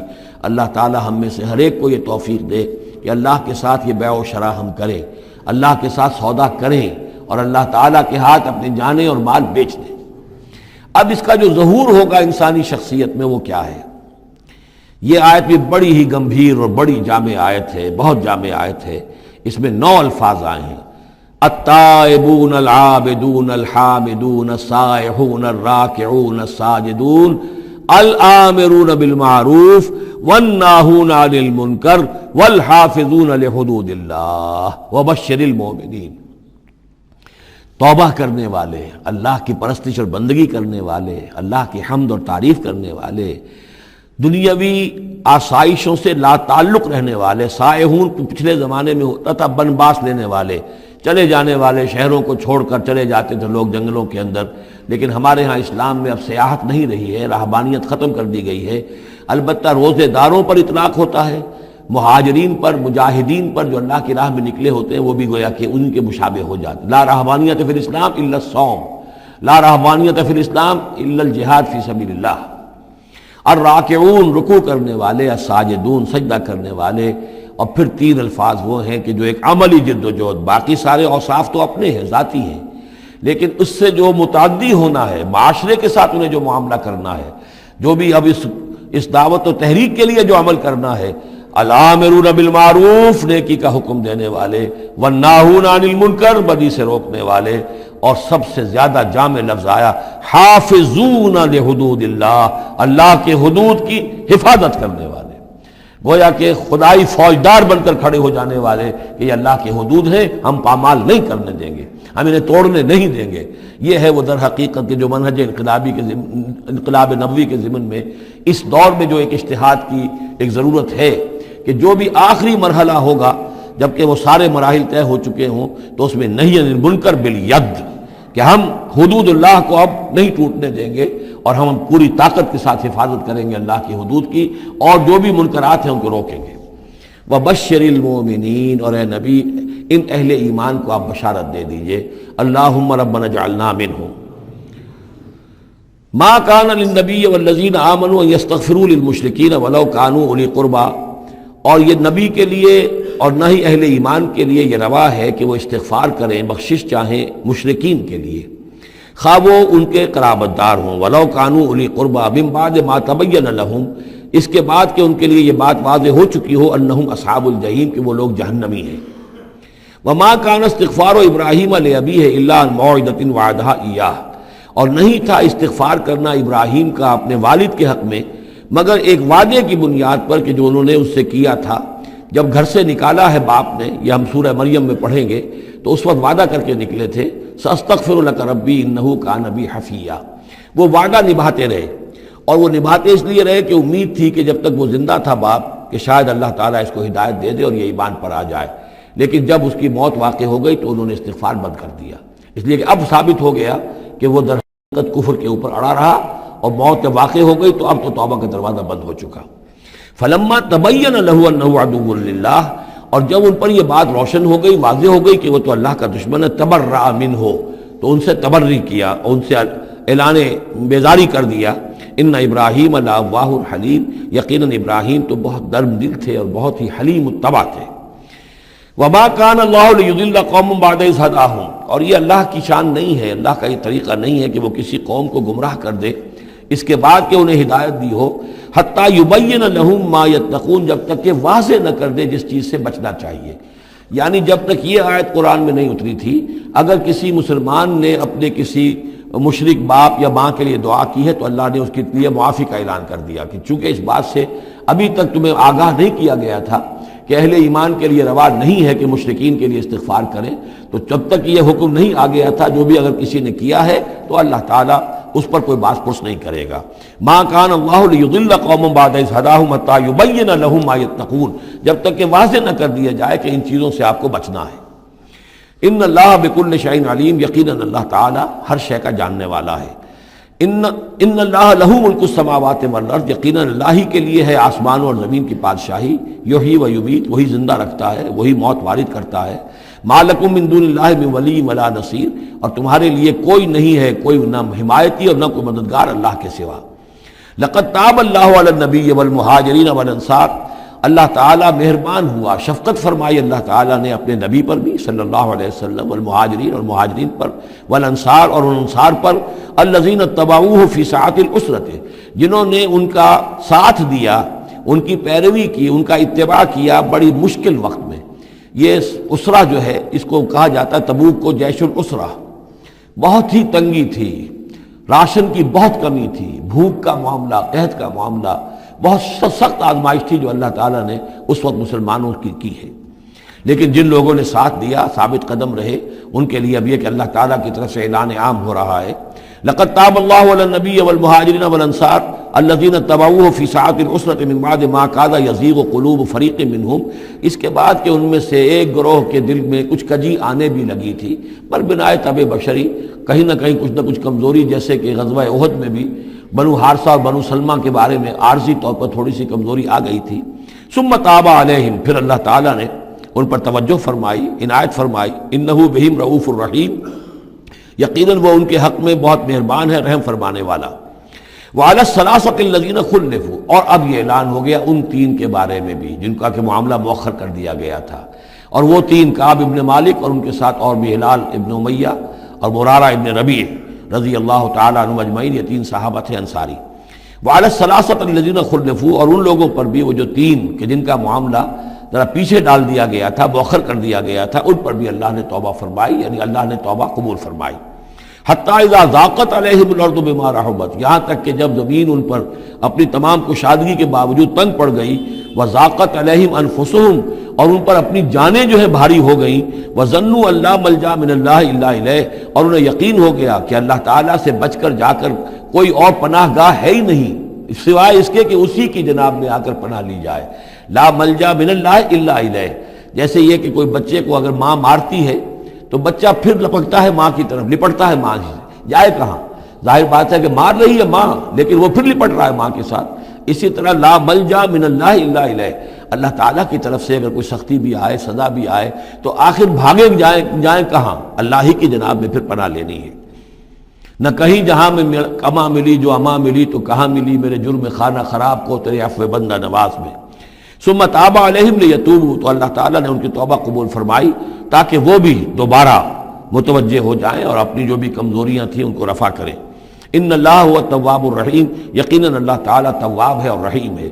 یا ایھا الذین آمنوا اتقوا اللہ وکونوا مع الصادقین، اہل ایمان اللہ کا تقوی اختیار کرو اور دیکھو صادقین کی جماعت کے ساتھ جڑے رہو۔ یہ جڑے رہنا جو ہے یہ ہے در حقیقت کسی جماعتی زندگی کے اندر، جیسا کہ ہم نے اس سے پہلے پڑھا تھا سورہ انعام میں، لَهُ أَصْحَابٌ يَدْعُونَهُ إِلَى الْهُدَى ائْتِنَا، اگر کسی کے کچھ ساتھی ہوں، کسی وقت کسی کا پاؤں گر گیا، پھسل گیا، تو کوئی اور ساتھی سہارا دینے والا ہو، ہاتھ پکڑنے والا ہو، کسی کی کسی وقت ہمت جو ہے جواب دے رہی ہے تو دوسرا جو ہے اس کی ہمت بنانے والا ہو، اجتماعی زندگی جو برکتیں ہیں۔ یا ایھا الذین آمنوا اتقوا اللہ وکونوا مع الصادقین، اور سچے لوگوں کی معیت اختیار کرو۔ ما کان لأہل المدینۃ ومن حولہم من الاعراب ان یتخلفوا عن رسول اللہ، یہ بالکل روا نہیں تھا مدینے والوں کے لیے اور نہ ہی جو ان کے ارد گرد تھے بدو لوگ جو آباد تھے کہ وہ پیچھے رہ جاتے رسول کو چھوڑ کر۔ رسول جا رہے ہیں، تپتی راہیں مجھ کو پکارے، دامن پکڑے چھاؤں گھنیری، وہ تپتی راہوں کی طرف رسول تو جا رہے ہیں اور یہ بیٹھے رہے اپنی ٹھنڈی چھاؤں کے اندر۔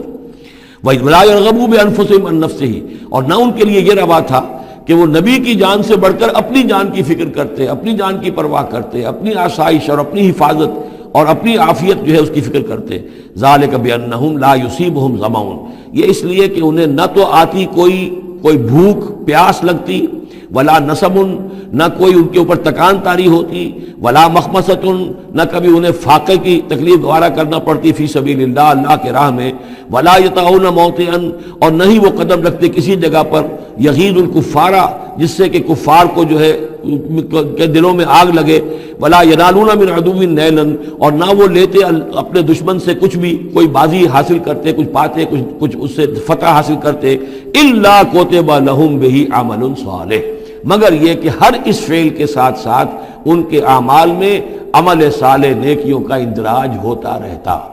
چاہے کبھی بھوک لگتی، کبھی پیاس لگتی، کبھی کوئی اور تکلیف ہوتی، کہیں چلنا پڑتا، اس کی مشقت ہو جاتی، تکان ہو جاتی، کہیں دشمن سے کوئی غزل پہنچا کر اہل ایمان کو لیے کوئی نفع حاصل کر لیا جاتا، جو بھی ہوتا یہ سب کا سب ان کے نامہ اعمال میں نیکیوں کی صورت میں درج ہوتا چلا جاتا۔ ان اللہ لا یضیع اجر المحسنین، یقیناً اللہ تعالیٰ محسنوں کے اجر کو ضائع نہیں کرتا۔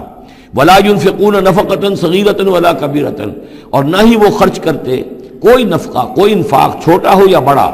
ولا يقطعون وادیا، اور نہ طے کرتے کوئی وادی الا كتب لهم، مگر یہ کہ وہ لکھ لی جاتی ان کے سارے نامہ اعمال کے اندر، یہ سارے اعمال درج ہو جاتے۔ لیجزیہم اللہ احسن ما كانوا يعملون، تاکہ اللہ تعالیٰ انہیں بدلہ دیتا بہت ہی عمدہ اس کا کہ جو وہ کرتے رہے ہیں۔ وما كان المؤمنون لينفروا كافة، اور اہل ایمان کے لیے یہ بات تو ممکن نہیں ہے کہ وہ سب کے سب نکل آئیں۔ اب یہ در حقیقت حل بتایا جا رہا ہے، چونکہ یہ بات سامنے آ چکی ہے کہ جو لوگ بدو ہیں، بادیہ نشین ہیں، وہ کفر میں اور نفاق میں زیادہ سخت ہیں، ان کو حضور کی صحبت سے فائدہ نہیں پہنچ رہا، استفادہ نہیں کر پاتے۔ اب کیا کیا جائے، اس کا حل کیا ہو؟ یہ تو ممکن نہیں ہے کہ سارے بادیہ نشین آئیں اور مدینے میں آباد ہو جائیں۔ ما کان المؤمنون لینفروا کافہ، سب کے سب اپنے اپنے علاقوں کو چھوڑیں اور آ جائیں مدینے میں، تو اب کیا شکل ہوگی؟ فلولا نفر من کل فرقۃ طائفۃ منہم طائفۃ، تو کیوں نہ نکلے ہر ایک جماعت میں سے ایک گروہ، ایک حصہ، لیتفقہوا فی الدین، وہ آئیں حضور کی خدمت میں رہیں، تفقہ فی الدین حاصل کریں، دین کا فہم، دین کی سمجھ حاصل کریں۔ وَلَيُنذِرُوا قَوْمَهُمْ إِذَا رَجَعُوا إِلَيْهِمْ، اور پھر جب جائیں اپنی قوم کی طرف واپس تو اپنی قوم کو بھی خبردار کریں، لعلہم یحذرون، تاکہ وہ بھی بچیں۔ یعنی یہ ایک ہدایت کر دی گئی کہ اب تمام لوگ جو ہیں اس طریقے سے نظام بنایا جائے کہ لوگ آیا کریں گروہ در گروہ، اور یہاں مدینے میں حضور کے پاس قیام کریں، ان کی تربیت ہو، تعلیم ہو، ان کو سمجھایا جائے، سکھایا جائے، پڑھایا جائے، پھر وہ جائیں اور اپنے اپنے علاقوں میں جا کے لوگوں کے اندر اسی تعلیم کو عام کریں۔ یا ایھا الذین آمنوا قاتلوا الذین یلونکم من الکفار، اہل ایمان جنگ کرو ان کافروں سے جو تمہارے ساتھ ملحق ہیں۔ اصل میں یہ چونکہ اب حضور صلی اللہ علیہ وسلم کی جو دعوت کا بین الاقوامی یا عالمی یا آفاقی دور ہے اس کا آغاز ہو چکا ہے، اب اس کو بڑھنا ہے، تو یہاں حکم دیا جا رہا ہے اب جو دارالاسلام کی سرحد یہاں ہے تو جو کافر یہاں بستے ان سے قتال کرو، پھر وہ سرحد آگے چلی جائے گی تو اگلوں کے ساتھ قتال کرو۔ یہ قتال جاری رہنا ہے تاں آ کے پوری دنیا پر اللہ کا دین غالب ہو جائے۔ جیسے کہ وہ قتال جاری رہا، قاتلوہم حتی لا تکون فتنۃ ویکون الدین کلہ للہ، جیسے جزیرہ نماء عرب کی حد تک قتال کے جاری رکھنے کا حکم تھا کہ جب تک جزیرہ نماء عرب سے کفر اور شرک کا خاتمہ نہیں ہو جاتا اور اللہ کا دین وہاں غالب نہیں ہو جاتا، یہ جنگ جاری رہے گی۔ اب معاملہ یہ ہے کہ حضور صرف عرب کے لیے نہیں بھیجے گئے تھے بلکہ پوری دنیا کے لیے، لہذا اب اس کے لیے یہ اعلان عام ہے، چارٹر ہے، اسی پر عمل کرتے ہوئے فوجیں نکلی ہیں۔ ورنہ جیسا کہ میں نے کئی مرتبہ عرض کیا ہے، ایرانیوں نے تو کہا بھی تھا کہ ہمارے اوپر کیوں تم چڑھ کر آ گئے ہو، یہ اللہ کا حکم ہے۔ یا ایھا الذین آمنوا قاتلوا الذین یلونکم من الکفار ولیجدوا فیکم غلظہ، اور چاہیے کہ وہ تمہارے اندر سختی محسوس کریں، نرمی نہ پائیں، سختی محسوس کریں۔ وَاعْلَمُوا أَنَّ اللَّهَ مَعَ الْمُتَّقِينَ، اور جان لو کہ اللہ تعالیٰ متقیوں کے ساتھ ہے۔ وَإِذَا مَا أُنزِلَتْ سُورَةٌ فَمِنْهُم مَّن يَقُولُ أَيُّكُمْ زَادَتْهُ هَٰذِهِ إِيمَانًا، اور جب کوئی صورت نازل ہوتی ہے تو وہ کہتے ہیں آپس میں، پھر منافقین کا تذکرہ ہو رہا ہے، بھائی کس کے ایمان میں اضافہ ہو گیا اس صورت سے، استہزاء کے انداز میں، کیونکہ یہ بات کہی گئی ہے جب وہ آیات سنتے ہیں اللہ کی تو ان کے ایمان میں اضافہ ہوتا ہے، تو اب وہ تبصر کرتے تھے۔ وَإِذَا نَزَلَتْ سُورَةٌ أُنزِلَتْ سُورَةٌ، جب کوئی صورت نازل کی جاتی ہے، فَمِنْهُمْ، تو ان میں سے وہ لوگ بھی ہیں جو کہتے ہیں، مَن يَقُولُ أَيُّكُمْ زَادَتْهُ هَٰذِهِ إِيمَانًا، اس صورت کے آنے سے تم میں سے کس کس کے ایمان میں اضافہ ہو گیا۔ فَأَمَّا الَّذِينَ آمَنُوا فَزَادَتْهُمْ إِيمَانًا، تو واقعتاً جو ایمان والے ہیں ان کے ایمان میں یقیناً اضافہ ہوا ہے۔ وَهُمْ يَسْتَبْشِرُونَ، اور وہ خوش ہوتے ہیں، خوشیاں مناتے ہیں، اللہ نے مزید آیات اتاری ہیں، اللہ نے ہمارے ایمان کو اور جلا بخشی ہے۔ وَأَمَّا الَّذِينَ فِي قُلُوبِهِم مَرَضٌ، رہ گئے وہ لوگ کہ جن کے دلوں میں روگ ہے، فَزَادَتْهُمْ رِجْسًا إِلَىٰ رِجْسِهِمْ، تو ان کے جو گندگی پہلے سے ہے ان آیات کے نزول کے بعد بھی ان کی گندگی ہی میں اضافہ ہوتا ہے۔ وَمَاتُوا وَهُمْ كَافِرُونَ، اور وہ مرتے ہیں اسی حال میں کہ وہ کافر ہوتے ہیں۔ أَوَلَا يَرَوْنَ أَنَّهُمْ يُفْتَنُونَ فِي كُلِّ عَامٍ مَرَّةً أَوْ مَرَّتَيْنِ، کیا یہ منافق دیکھتے نہیں ہیں کہ ہر سال ان کو آزمایا جا رہا ہے، ایک بار یا دو بار، کوئی نہ کوئی مرحلہ آ جاتا، ہر سال کوئی قتال کا مرحلہ آ گیا، کوئی اور آزمائش آ گئی۔ ثم لا يتوبون ولا هم يذكرون، اس کے باوجود نہ یہ توبہ کرتے ہیں اور نہ ہی نصیحت اخذ کرتے ہیں۔ وَإِذَا مَا أُنزِلَتْ سُورَةٌ نَظَرَ بَعْضُهُمْ إِلَىٰ بَعْضٍ، اور جب کوئی صورت نہیں اترتی ہے جس میں قتال کا ذکر بھی ہو جائے تو پھر وہ ایک دوسرے کو دیکھتے ہیں، نظر بعضهم الی بعض، کنکھیوں سے آنکھوں میں اشارے کرتے ہیں، هل یراکم من احد، تمہیں کوئی دیکھ تو نہیں رہا؟ ثم انصرفوا، پھر وہ وہاں سے کھسک جاتے ہیں۔ صرف اللہ قلوبہم، اصل میں اللہ تعالیٰ نے ان کے دلوں کو پھیر دیا ہے، بانہم قوم لا یفقہون، اس لیے کہ ان کے دل تفقہ سے خالی ہیں۔ اب یہ جو دو آیتیں ہیں یہ قرآن مجید کی عظیم ترین آیات میں سے ہیں۔ لقد جاءکم رسول من انفسکم، لوگوں دیکھو آ گیا ہے تمہارے پاس ہمارا رسول صلی اللہ علیہ وسلم، تم ہی میں سے ہے، انسان ہے، بنی نوع بشر میں سے ہے۔ عزیز علیہ ما عنتم، اور مسلمانوں جو تم پر کوئی بات مشکل کی ہوتی ہے وہ ان پر بھی بڑی بھاری گزرتی ہے۔ حریص علیکم، تمہارے حق میں بہت حریص ہیں، سارے خیر، ساری خوبیاں، ساری بھلائیاں اللہ تمہیں دے دے۔ بالمومنین رؤوف الرحیم، اور اہل ایمان کے حق میں وہ شفیق بھی ہیں، رحیم ہیں، مہربان ہیں۔ فإن تولوا، پھر بھی اگر وہ منہ پھیر لیں، فقل، تو اے نبی کہہ دیجئے، حسبی اللہ، میرے لیے اللہ کافی ہے، لا الہ الا ہو، اس کے سوا کوئی معبود نہیں، علیہ توکل، تو میں نے اس پر توکل کیا ہے، وہو رب العرش العظیم، اور وہ بہت بڑے عرش کا رب ہے، وہ عرش جو اس کا ہمارے تصور کے اندر آ ہی نہیں سکتا، رب العرش العظیم، بڑے عرش والا مالک ہے۔